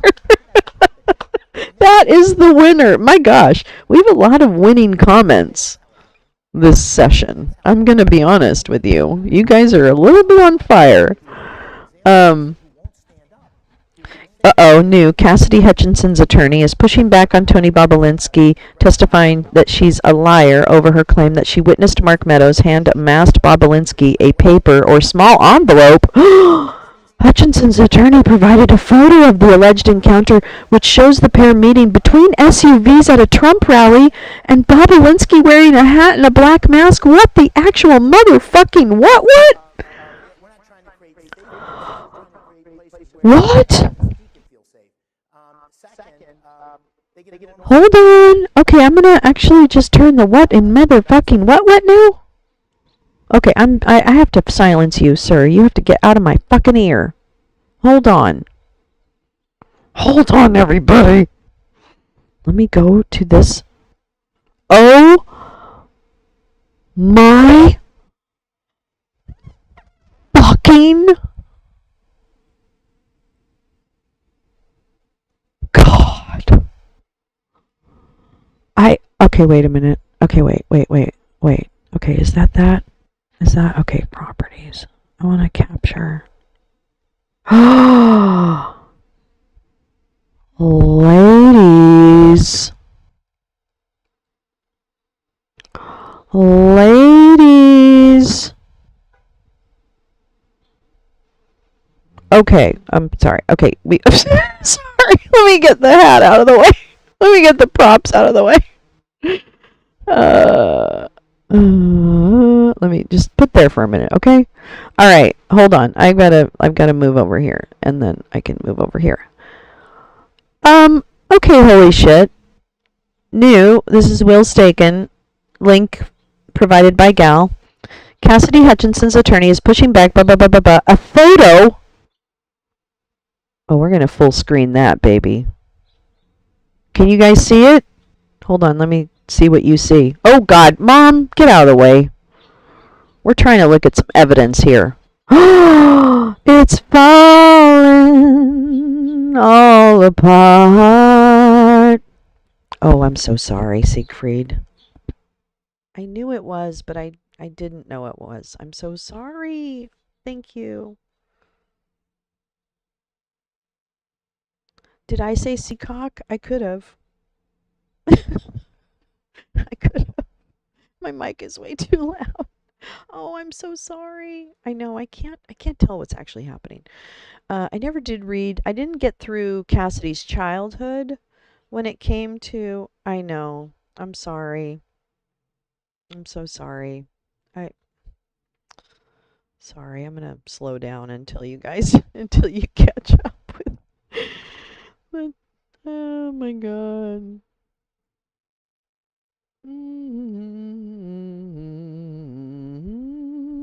This is really big.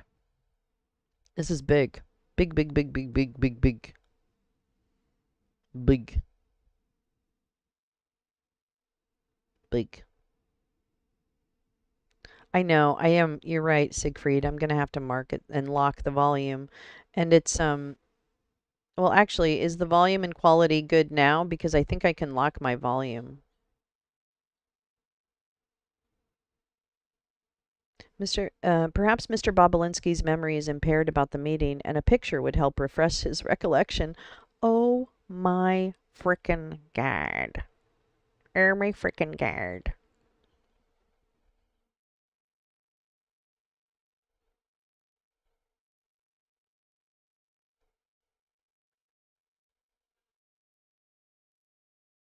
So, Tony Bobolinsky.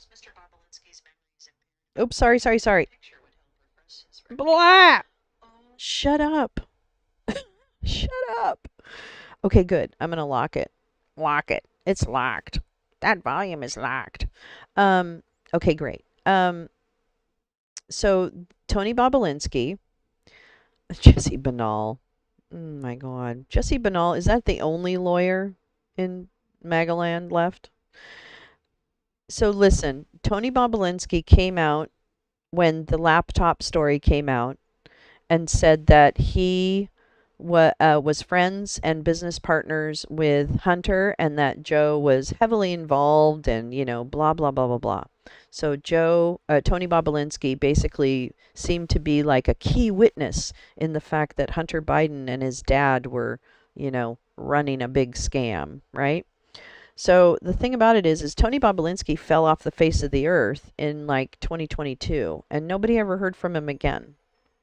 But now he's back. Now that Smirnoff's story has fallen apart, now that Smirnoff's story has fallen apart, he's stepping in. I guess somebody's propping Bobolinsky up to come forward and be, the new witness against the Bidens. Well, the problem is that Bobolinsky, even from jump, seemed very suspect to me. And he just was one of those dudes who was very evasive, very fuzzy on details, but very determined about his conviction, right? To do the right thing and for the country, So he's a horrible actor, a horrible actor. They really pick the worst actors. So this is Tony Bobolinsky. I've never heard of this. God, Cassidy Hutchinson. Your book is annoying as fuck, but I'm going to tell you right now, girl, you're bringing receipts like a fucking CVS. And I personally, I love it. All right, that's him. Wow. Wow. Yeah, I have his transcript actually. And it's really interesting. It's very, very, very interesting. Anyway. All right, well that's that. Wow. That's kind of amazing. I'm really glad. How do people have the wherewithal to actually consider that they need to be taking a picture of something? You know what I mean? Yeah, let me go to the story actually. Hold on, let me just clear some. I'm gonna fix. Oh, God damn it! Why do I keep hitting on the wrong thing? Oops, that's not what I want. That's what I want.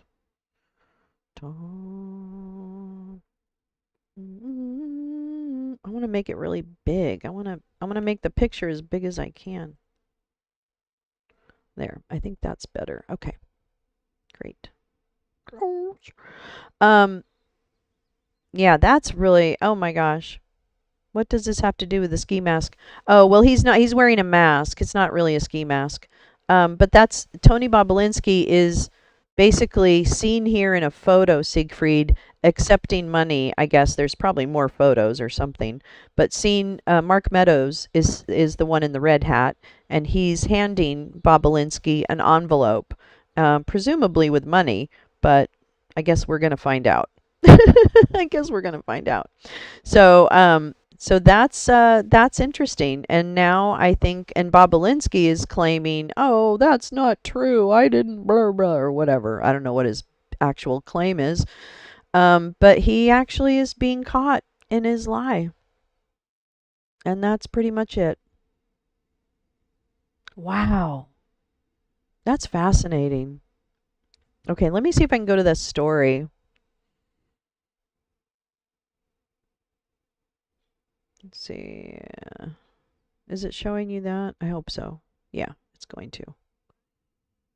Yeah, sorry, Siegfried. Okay, so here's the story. Let me make this bigger. Come on. Why are you doing that? I hate this stuff. Okay, well, we're just going to have to deal with the ads. I really apologize.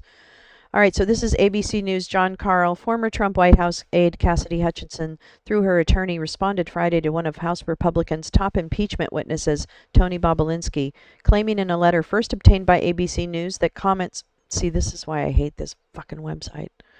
Comments that he made in his recent interview with the House Oversight Committee were defamatory, with her attorney providing a photo of an alleged encounter between Bobulinski and former White House Chief of Staff Mark Meadows that he says refutes Bobulinski's claims about the incident.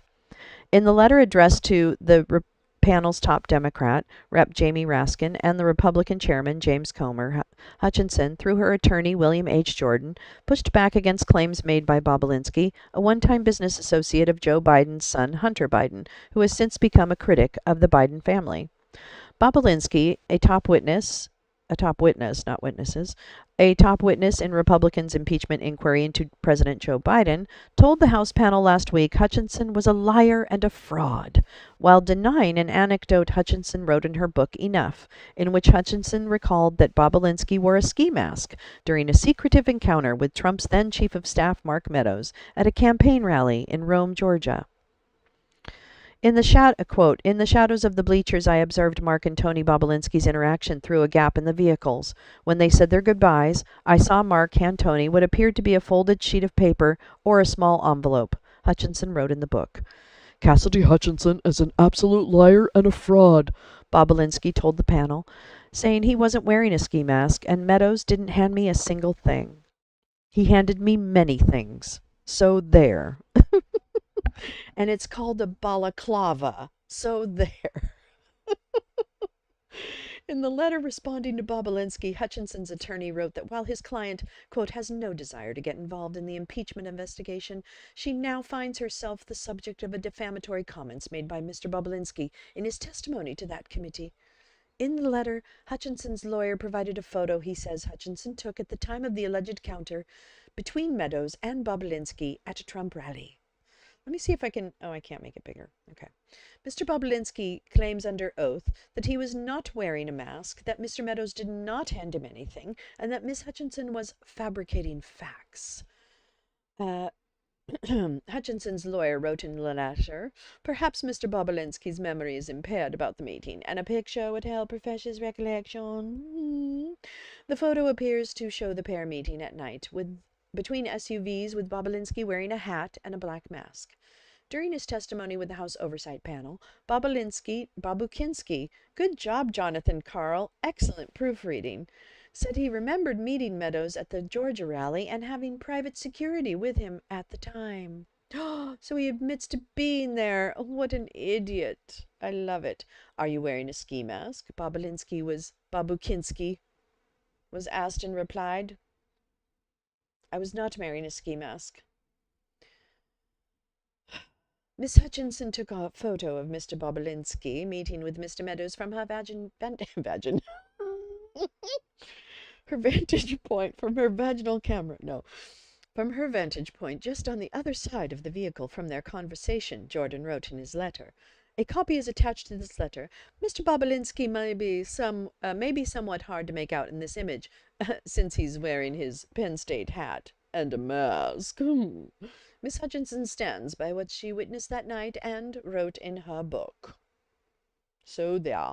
An attorney for Bobulinski, Jesse Banal, a real piece of shit, said in response, we will see to it that Miss Hutchinson soon gets her day in court to tell her story in front of a jury, and the truth will prevail. Meadows did not immediately respond for a comment. Oh wait, actually I'm going to move this over a little bit. I'm going to move this over a little bit because I can't see chat. Okay, good. Oh, good. Okay. I'll just finish this. Friday's letter comes days after Raskin sent a letter to Bobulinski's attorney calling his testimony chaotic and saying it did not offer any evidence of wrongdoing by President Biden. Bobulinski attorney Stefan Passantino responded in his own letter to the top Democrat, writing, I am shocked and disgusted that you or anyone else would question his... This sounds like a great lawyer, by the way. That you would question his motives, patriotism, or sincerity when you dishonestly assert that Mr. Bobulinski did not offer any evidence of wrongdoing by President Biden or provide any evidence that President Biden was involved in his family's business dealings. Well, I guess that's what he did say. Following Bobulinski's testimony, Comer said that Bobulinski had articulated under oath that Joe Biden was the brand the Bidens sold to enrich the family. Shocker. That's it, right? Okay. All right. That's it. Oops, that's not what I wanted to do. There. Bye. Oh, God, it's Vanessa. Hi. Who's she talking to? Who's that girl? Big donors left at this point are Democrat donors such as Reid Hoffman, who is one of the donors that funded the lawsuits and the political persecutions against President Trump. She is targeting Democrat voters. Okay, I know who this is. This is a girl actually that RSBN interviewed in New Hampshire, and they should be. Hey, I need my American First legal panel. Where's my douchebags? My 4 horsemen of the fuckpocalypse. Anyway, so they picked her up in New Hampshire because she's a robot, and a MAGA robot, and she has a Pokemon face. So they hired her and made her dye her hair blonder, it seems. I actually have a clip of her, I think, because she's so weird. She speaks like a robot. They interviewed her in line, or no, at the at the New Hampshire like celebration or I don't know what it was, you know. Anyway, so clearly they've hired her. But anyway, sorry, kind of spaced out there for a minute. But we're just waiting. We're waiting for Stephen Miller. I need to. Well, actually, you know who the other guy is? Mike Davis. He came up the other day. What did Mike Davis come up for? I can't remember. I know she has a Pokemon face. Some people just have Pokemon faces to me. Like they could just be a character in Pokemon. You know what I mean? Like we could call her, what would we call her?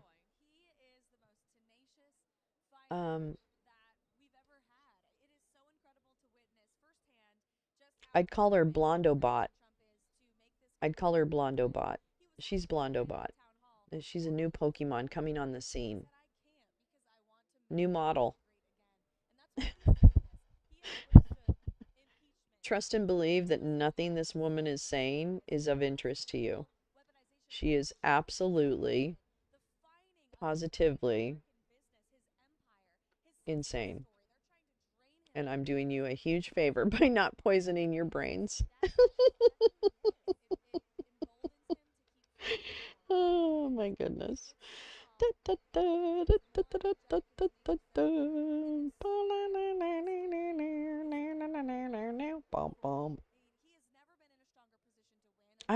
You know what?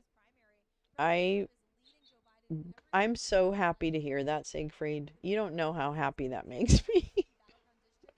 I don't think any of us should be that. I mean, yeah, no, that's not true. Of course we should be, whatever, up on it. Oh, yeah. No, CPAC is definitely... oh, wait a minute. Now, what? I'm, like, confused because I want to make sure this thing is up to speed. Are you live? Because if you're not... Oh, you are live.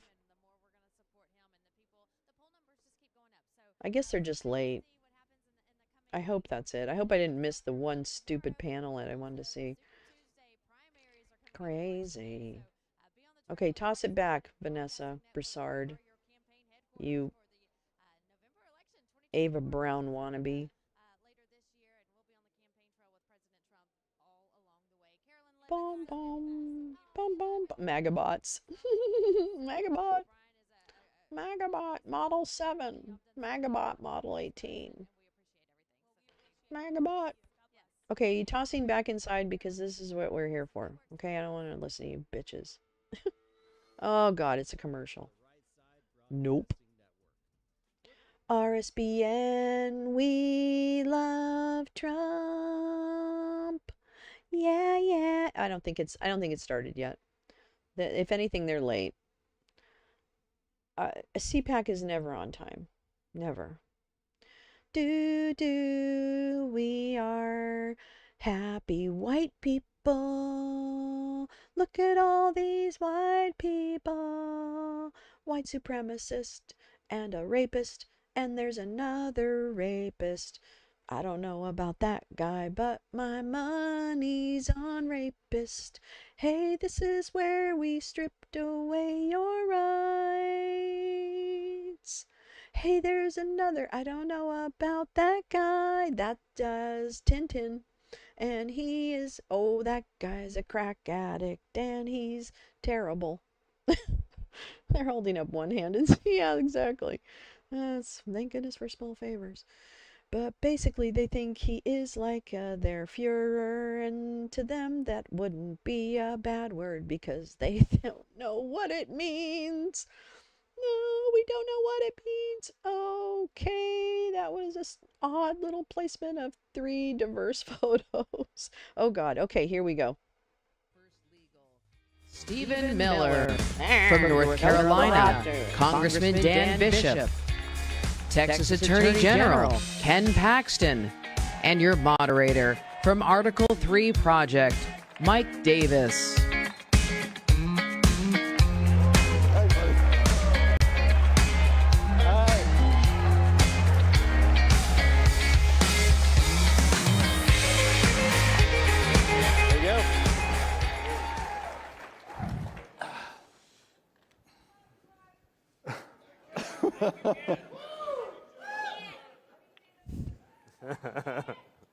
So thank you for joining us today. We are going to talk with this distinguished panel about three different topics. The Democrats' unprecedented, I call Republic-ending lawfare against President Trump, his top aides, his supporters, parents, and Christians. We're going to talk about big tech, Google, Amazon, Facebook, and Apple, and why they are a major problem in America. And then we're going to talk about immigration. So we have 26 minutes to get through three very big topics. So we'll start with the lawfare. Right now, President Trump faces 91 charges from 4 different Democrat prosecutions across America, 700 years in prison for non-crimes. The non-crime of objecting to a presidential election, the non-crime of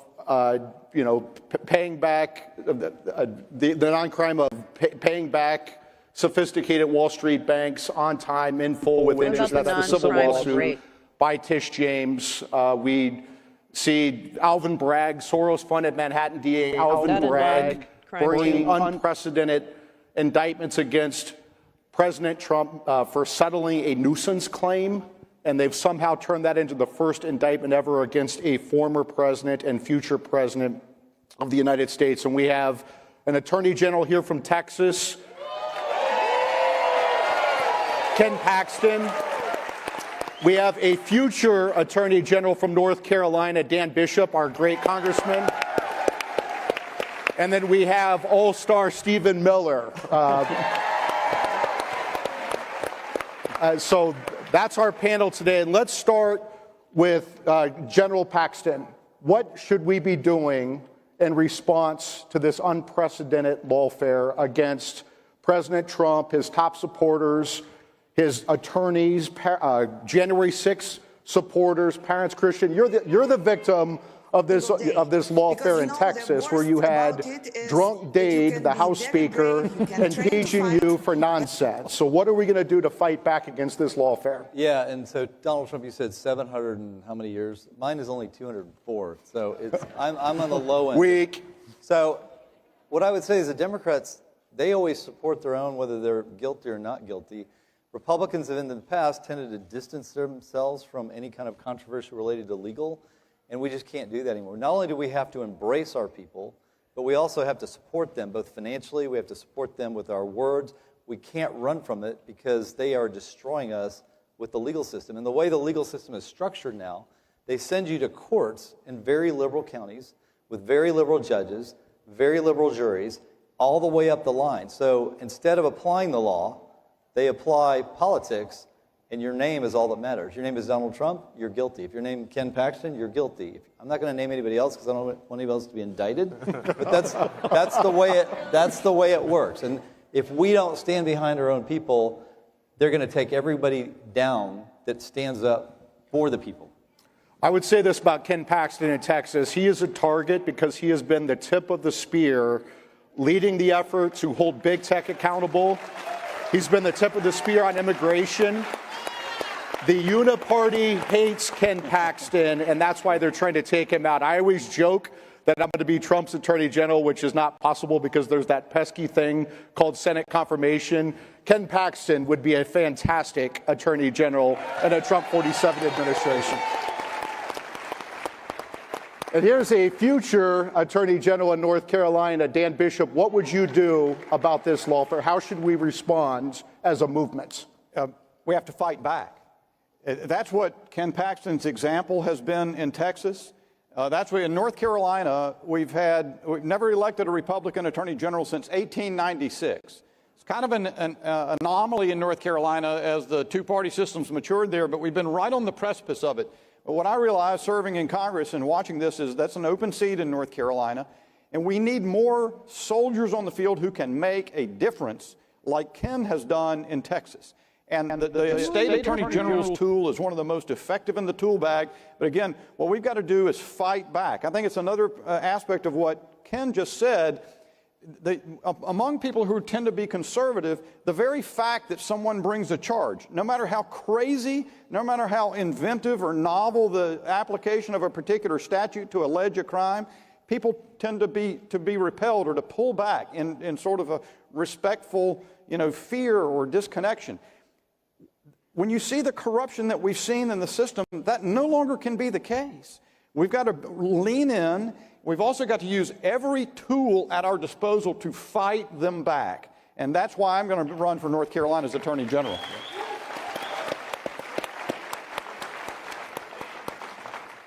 Stephen, what's your response to this lawfare? Well, first of all, good morning, CPAC. It's great to see so many people here at this panel today, because this is the most important conversation topic I think you could possibly have in America right now. The fact that you're all here shows that you all understand that. And I'm honored to be on this panel with so many, three incredible legal minds and legal warriors. And in particular, I want to say that, let's give them a round of applause, especially, of course, our current and future Attorney General.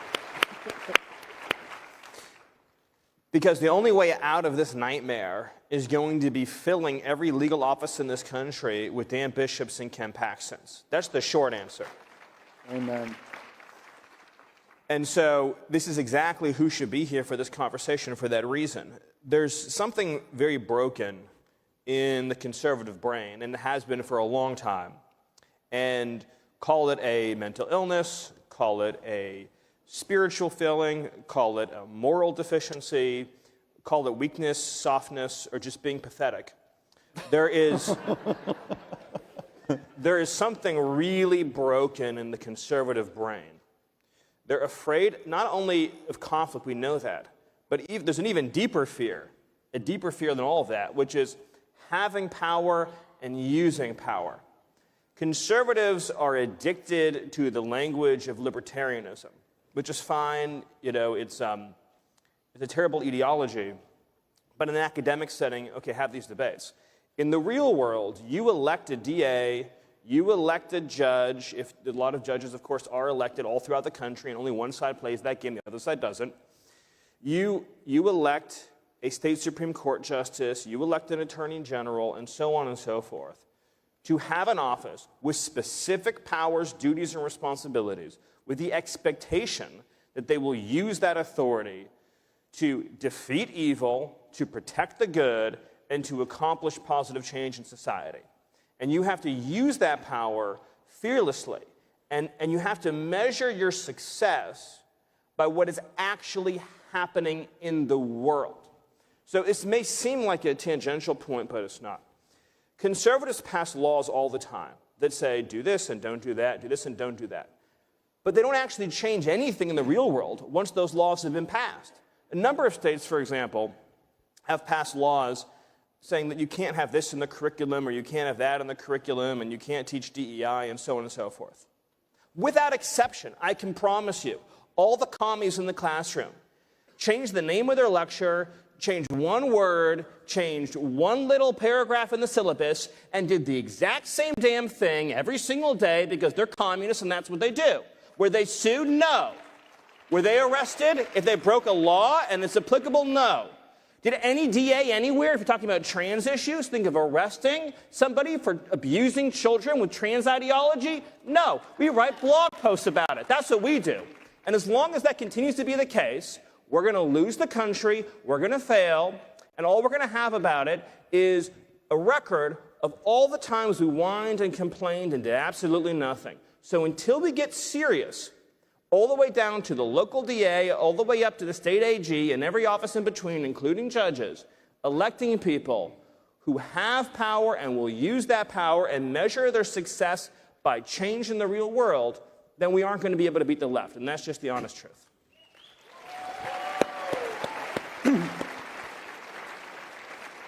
A quick follow-up on the lawfare. We have to be smart how we fight back against the left. And right now there is a bill working its way through the Florida legislature. It's well-intentioned. It makes it easier to sue media companies for defamation, right? But the problem is, it sounds great. I'm all about suing CNN and the Washington Post and all the other media outlets that attack us on a daily basis.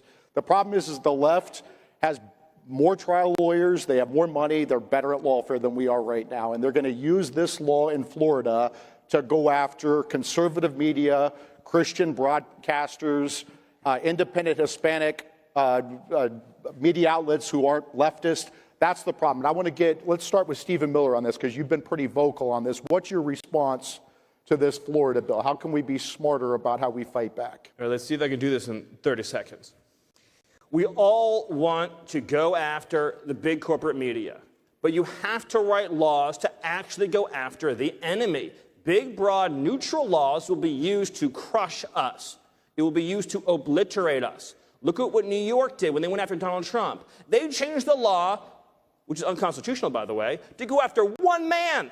If you just have a law change in Florida that says it's way easier to punish people for defamation, end of law, what the hell do you think is going to happen? Every left-wing trial lawyer in the country is going to move to Florida and sue the hell out of every conservative influencer, podcaster, everybody else.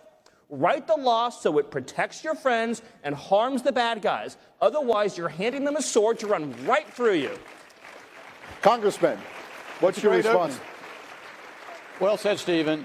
And here's an example of something that is carefully targeted. Last summer, the United States Supreme Court said state attorneys general could no longer sue, didn't have standing to sue, to hold the DHS, the Department of Homeland Security, accountable when when Secretary Mayorkas, brazenly violates immigration law. Well, the Supreme Court, in that same opinion, invited Congress to confer standing specifically on attorneys general if it wanted to do so. So we've just marked up last week in the Judiciary Committee under Jim Jordan a bill that will do exactly that, re-extend the power to state attorneys general. That's going to work well without opening up a Pandora's box for us.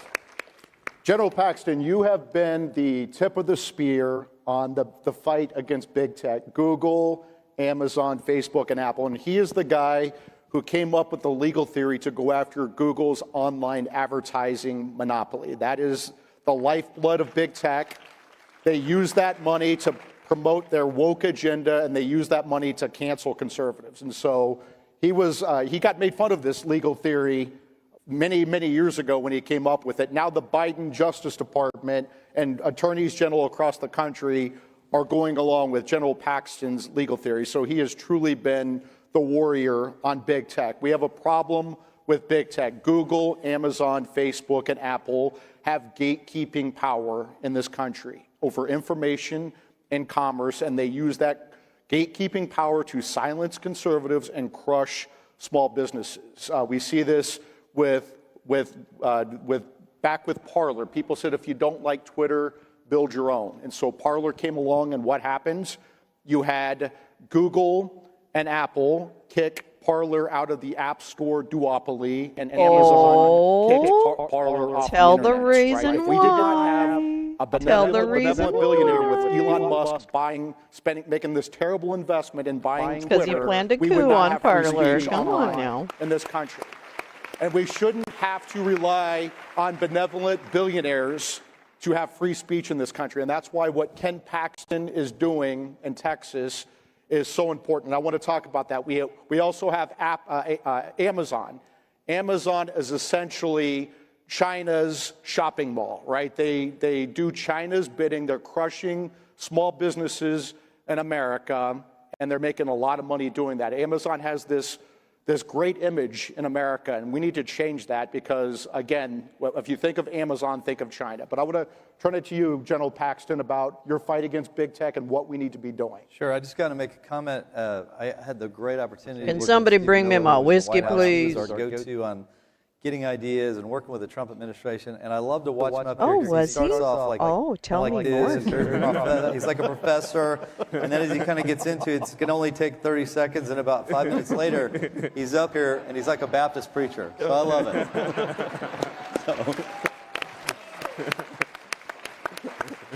He is truly amazing. So I wanted to say one more thing about lawfare. It's not just people, the liberal Democrats that are doing this. We have Republicans doing it. I've had more trouble with Republicans doing this to me. And so we need to be aware that, like the Dave Thielens that I'm dealing with tonight in our Texas House, who lets the Democrats run our Texas House. It's the Karl Rove of the world who enjoy the same type of push of using the legal system to take out what they call their enemies, Republicans. So we need to be very aware that it's not just the liberal Democrats that are doing this. Who knew It's Karl some in Rove our would own one day party, be and we need moderate? to hold them accountable. So I'm going to say that. Well, let me add to that, because I think you see the same phenomenon in the U.S. House, in the Congress. It's Republicans that have stopped us from going to the mat to see to it that big tech firms are reined in. We've got to be able to go to the mat as a party. We've got to be able to do it together. We've got to fight for something. Unity alone, absent purpose, doesn't accomplish a thing. So big tech, I agree with that, Dan. Big tech. Yeah, whatever he said. But back to me. We've been fighting the Obama administration. Trump had been elected, so I thought, that war is over. Little did I know we would have Obama 3.0 with Joe Biden, and even worse. But I knew that we needed to figure out what was going on with the tech companies. So I spent months going out to Palo Alto, the Silicon Valley, talking to professors, talking to technology experts, meeting with the Microsoft people that sued Microsoft for antitrust violations. I was trying to figure out, who's doing what. And out of all of that came, I think, 4 lawsuits against Google, a Facebook lawsuit, a Twitter lawsuit, and those have been extremely effective. The most effective was one that no one thought made any sense. We called it ad tech. And that's where Google dominates advertising on the internet. They control 97%. They make over $120 billion a year, and they destroy companies. They increase prices on consumers, and there's no competition. When we applied that theory, no one thought it was legit. But here we are 4 years later, even after they tried to move us out of Texas to New York, we found a way back. Mike Lee helped us get a bill to allow us to control our own destiny. And this lawsuit now is Mike Lee behind him or something? Already had some successful lawsuits against Google, but scheduled against What's Google the pointing? to not just take take back money that they've stolen from us and that they've illegally obtained by being anti-competitive and using unfair trade practices. It's also designed to change the structure of these companies so that they can't stop us from communicating, so they don't control our free speech. Because if the government indirectly can control our speech through these companies, the First Amendment is gone. And so we have to find a way, and that's what we're doing. Yeah. I always say that conservatives, we believe in the free market, but that requires a functioning market. And if you have these trillion-dollar big tech monopolists, Google, Amazon, Facebook, and Apple, using their market power to crush competition, shutter small businesses, and cancel conservatives, we don't have a functioning market. We don't have a free market. And that's why it's so important we have people like General Paxton as the tip of the spear for many, many years going after big tech. And I'm going to turn this to Congressman Dan Bishop, future Attorney General of North Carolina. What would you do as the North Carolina Attorney General? I presume you're going to be teaming up with General Paxton on these issues. Absolutely. I think of another example that's just developed a little bit lately, and I think, by the way, there's got to be effective working relationship between state attorneys general and Republicans in Congress to reinforce what each other is trying to do. We just saw an event the other day where first BlackRock and then Citigroup and all bailed out of this organization, this Climate 100 organization, to try to force ESG through their dominance of the market. And AGs did the same thing. AGs came out and said, this appears to be a violation of American antitrust law. We're going to pursue you. I'm going to find that thread of Joe's about ESG. Drop it here, because I need to read that and get up to speed. They all sort of scattered like rats leaving the ship, and you had one down. So we're going to keep looking for opportunities like that. We're going to work closely with other Republican attorneys general across the nation. And here's something that's important, I think, to say. What we're trying to do, and what Stephen Miller's done with America First Legal and so forth, is we're actually pursuing the law. We're trying to enforce the law, not abuse it by circumventing it through the position of executive authority. And that's whether you see that in Homeland Security or in the experiences Ken's talked about. That's got to be stopped, and that is ultimately our strength as conservatives. We support the rule of law. What we've got to be is more aggressive, as Stephen suggested, in getting after it and showing that we don't hesitate to use enforcement power to pursue the law. It's called the rule of law, not the suggestion of law. Conservatives talk about the phrase rule of law all the time, but they forget the first word in that phrase is rule, as in it is supreme. When Democrats break the law, you bring it smashing down on them. That's the rule of law. Someone must have gotten some We're going to kind end of with this notice. non-controversial topic, immigration. We have President Biden importing 10 million people into this country. A lot of these people are unvetted. They don't share our values. They don't want to assimilate, many of them. And so I'm going to start this with Stephen Miller, who's been the tip of the spear on immigration. What should we be doing in a Trump 47 administration to fix this disaster, this invasion of our southern border? Well, as I say sometimes, the immigration issue is extremely simple. The policies involved in fixing it are very complicated. The simple part is seal the border, deport all the illegals. Now, that's the short answer, right? You get in, you have two policy objectives that you proceed with utter determination on.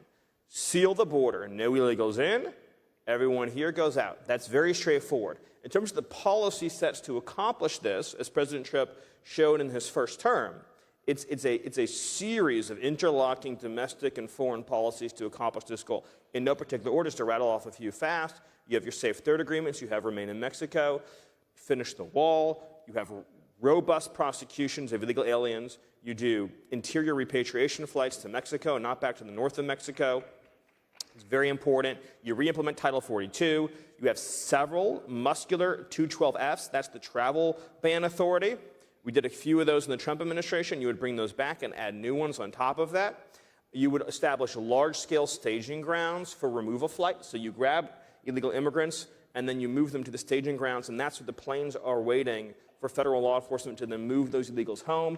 You deputize the National Guard to carry out immigration enforcement. And then you also deploy the military to the southern border, not just with a mission to observe, but with an impedance and denial mission. In other words, you reassert the fundamental constitutional principle that you don't have a right to enter into our sovereign territory, to even request the asylum claim. The military has the right to establish a fortress position on the border and to say no one can cross here at all. Yes.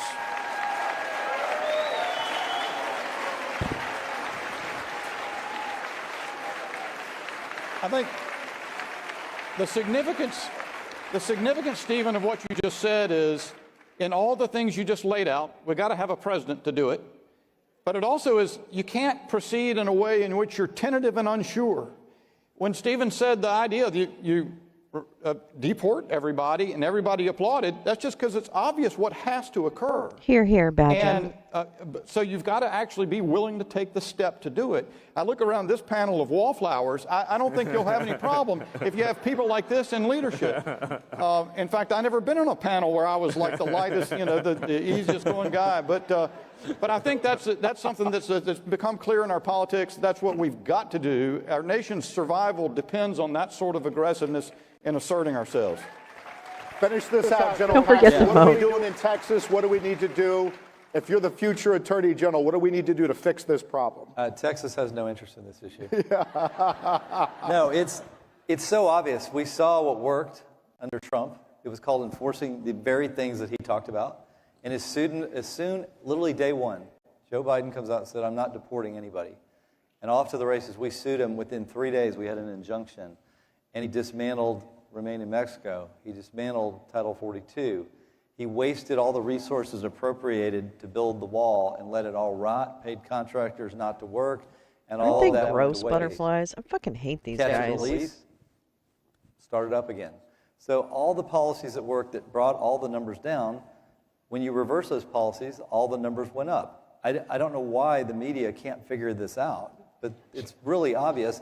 And Joe Biden is clearly in partnership, without saying it, without having a written contract with the cartels. Oh, The you cartels, this is motherfucker. true. That's true. He has told them openly, bring as many people here as possible as fast as you can. You don't have to hide from us anymore. Remember they used to hide? They used to try to sneak across? That is not what happens anymore. Unless they're like terrorists or really bad criminals, because they even let criminals in. We've sued them over that.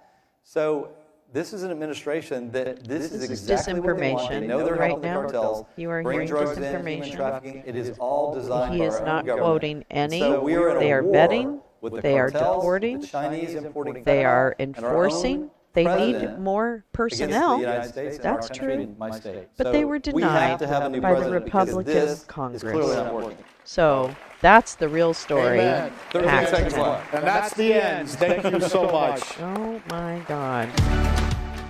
All right. Well, guess what? And we don't have to watch anymore. We don't have to watch anymore. We did it. We did it. Yeah, they're all motherfuckers. And you know what? I have a feeling their fucking day is coming. I have a feeling that their fucking day is about to smack them upside the head. And I, for one, can't wait.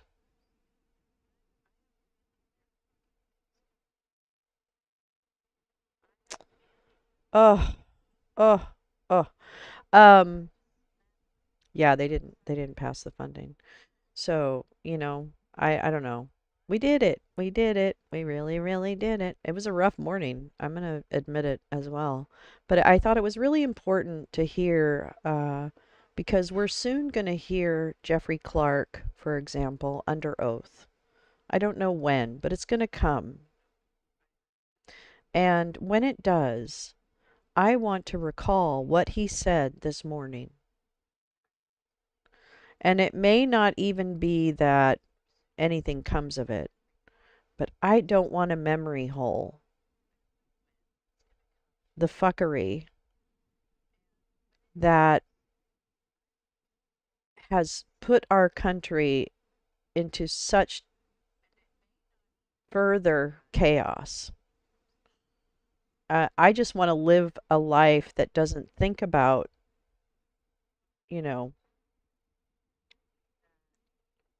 everybody wants to live a life that doesn't think about stochastic terrorism so not that we ever get back to that place. I'm not trying to be naive about it, but I do think that, waiting for the shoes to drop is a tension that people just carry in their entire body. So it's not healthy. So from that standpoint, the kind of facts emerging to me gives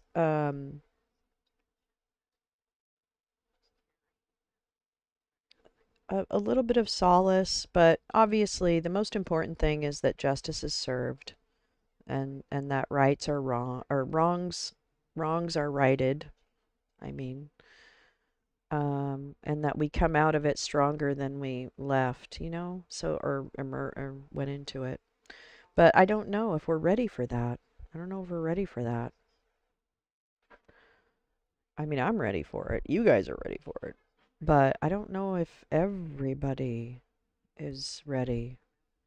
But, yeah, I think that there's a collective stress, whether people acknowledge it or not, that has come from experiencing a pandemic, experiencing a Trump regime, and that's just the tip of the iceberg. That's just the two very common high-level shared experiences that we have that brought us to this place. Imagine other people who have lost more or suffered more or are suffering. They're not out of it. And not that anybody's out of it. I don't know. That's not the right thing to say, but there are levels of significance, of impact that our surroundings have had on people over the last 10 years. And I just would like to get to a place where politics has a standard level of discord, an expected level of discord, but not an overwhelming discord, right? I feel like we can't even get to the point of speaking about why bigotry, we can't even have the conversation about the issues because we're too busy having the fight about the label.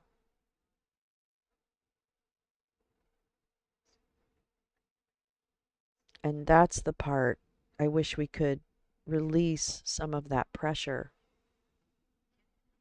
and get back, not get back again. I don't know if we ever had. I don't know. I'm sure I was naive and thought that there was some modicum of decency in our political discourse, but I'm sure I'm naive about that. There was nothing worse than the separation of parents from their children or the caregivers. And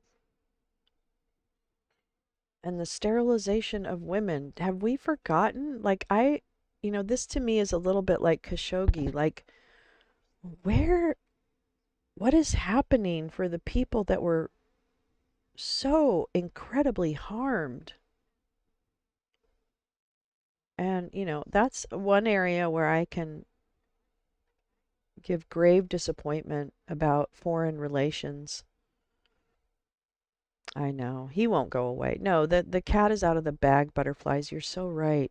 Trump was the Trojan horse who tested the fences of decency, legality, protocol, process. He tested and broke through many of those fences. And that is all that the GOP needed, because that to them was a guaranteed win.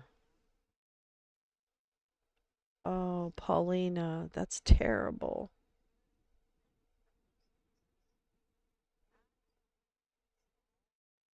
So we have to do something. And no one is perfect. No one. But I'm riding with Biden. Because the important part to me is that we need to push on our leaders to do the right thing. So there should be a lot of pressure, to not endorse genocide, to not endorse apartheid, to stand up for what is right. And I have been mildly surprised at times that Joe has leaned into those issues. I want him to lean more, but that's my push. Yeah, so that's where I'm at this year. I do feel like, and of course every election is important. That's, that goes without saying. But I do think this year is particularly important because the GOP have determined that winning is the most important thing. And if Trump is still the way they perceive that they can win, they're not willing to back down on a motherfucking thing he ever did or said. So from that standpoint, I know that they will be on that Trump train all the way into, hopefully, I'm sorry, but hopefully off a cliff. Hopefully off a cliff with a tremendous amount of loss come November. But we have a lot of work to do between now and then. Although, I'm going to remind you of something, okay? I want you to remember back to 2020 right now. And this point in 2020. And what I'd like is for you to remember that at this point in the year, in 2020, it was not clear who the Democratic nominee was going to be.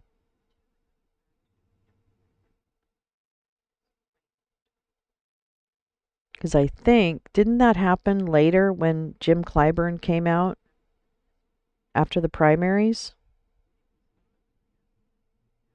So, if I'm not mistaken, that happened in 2020, not 2019. And and there was a shift in the wind. So, I just want to reassure us that it is important to get out the vote. It is important to understand the issues. And if you can do that, then we're going to be okay. So, I'm going to go now. I will see you tonight for trivia and laughter only. No drama from your mama. Haters will come, haters will leave, and then I will see you tonight, 6:30 Pacific, 9:30 Eastern, everything in between and outside of that, and then again tomorrow morning, final day of CCRAP. All right, take care, everyone. Have a great Friday.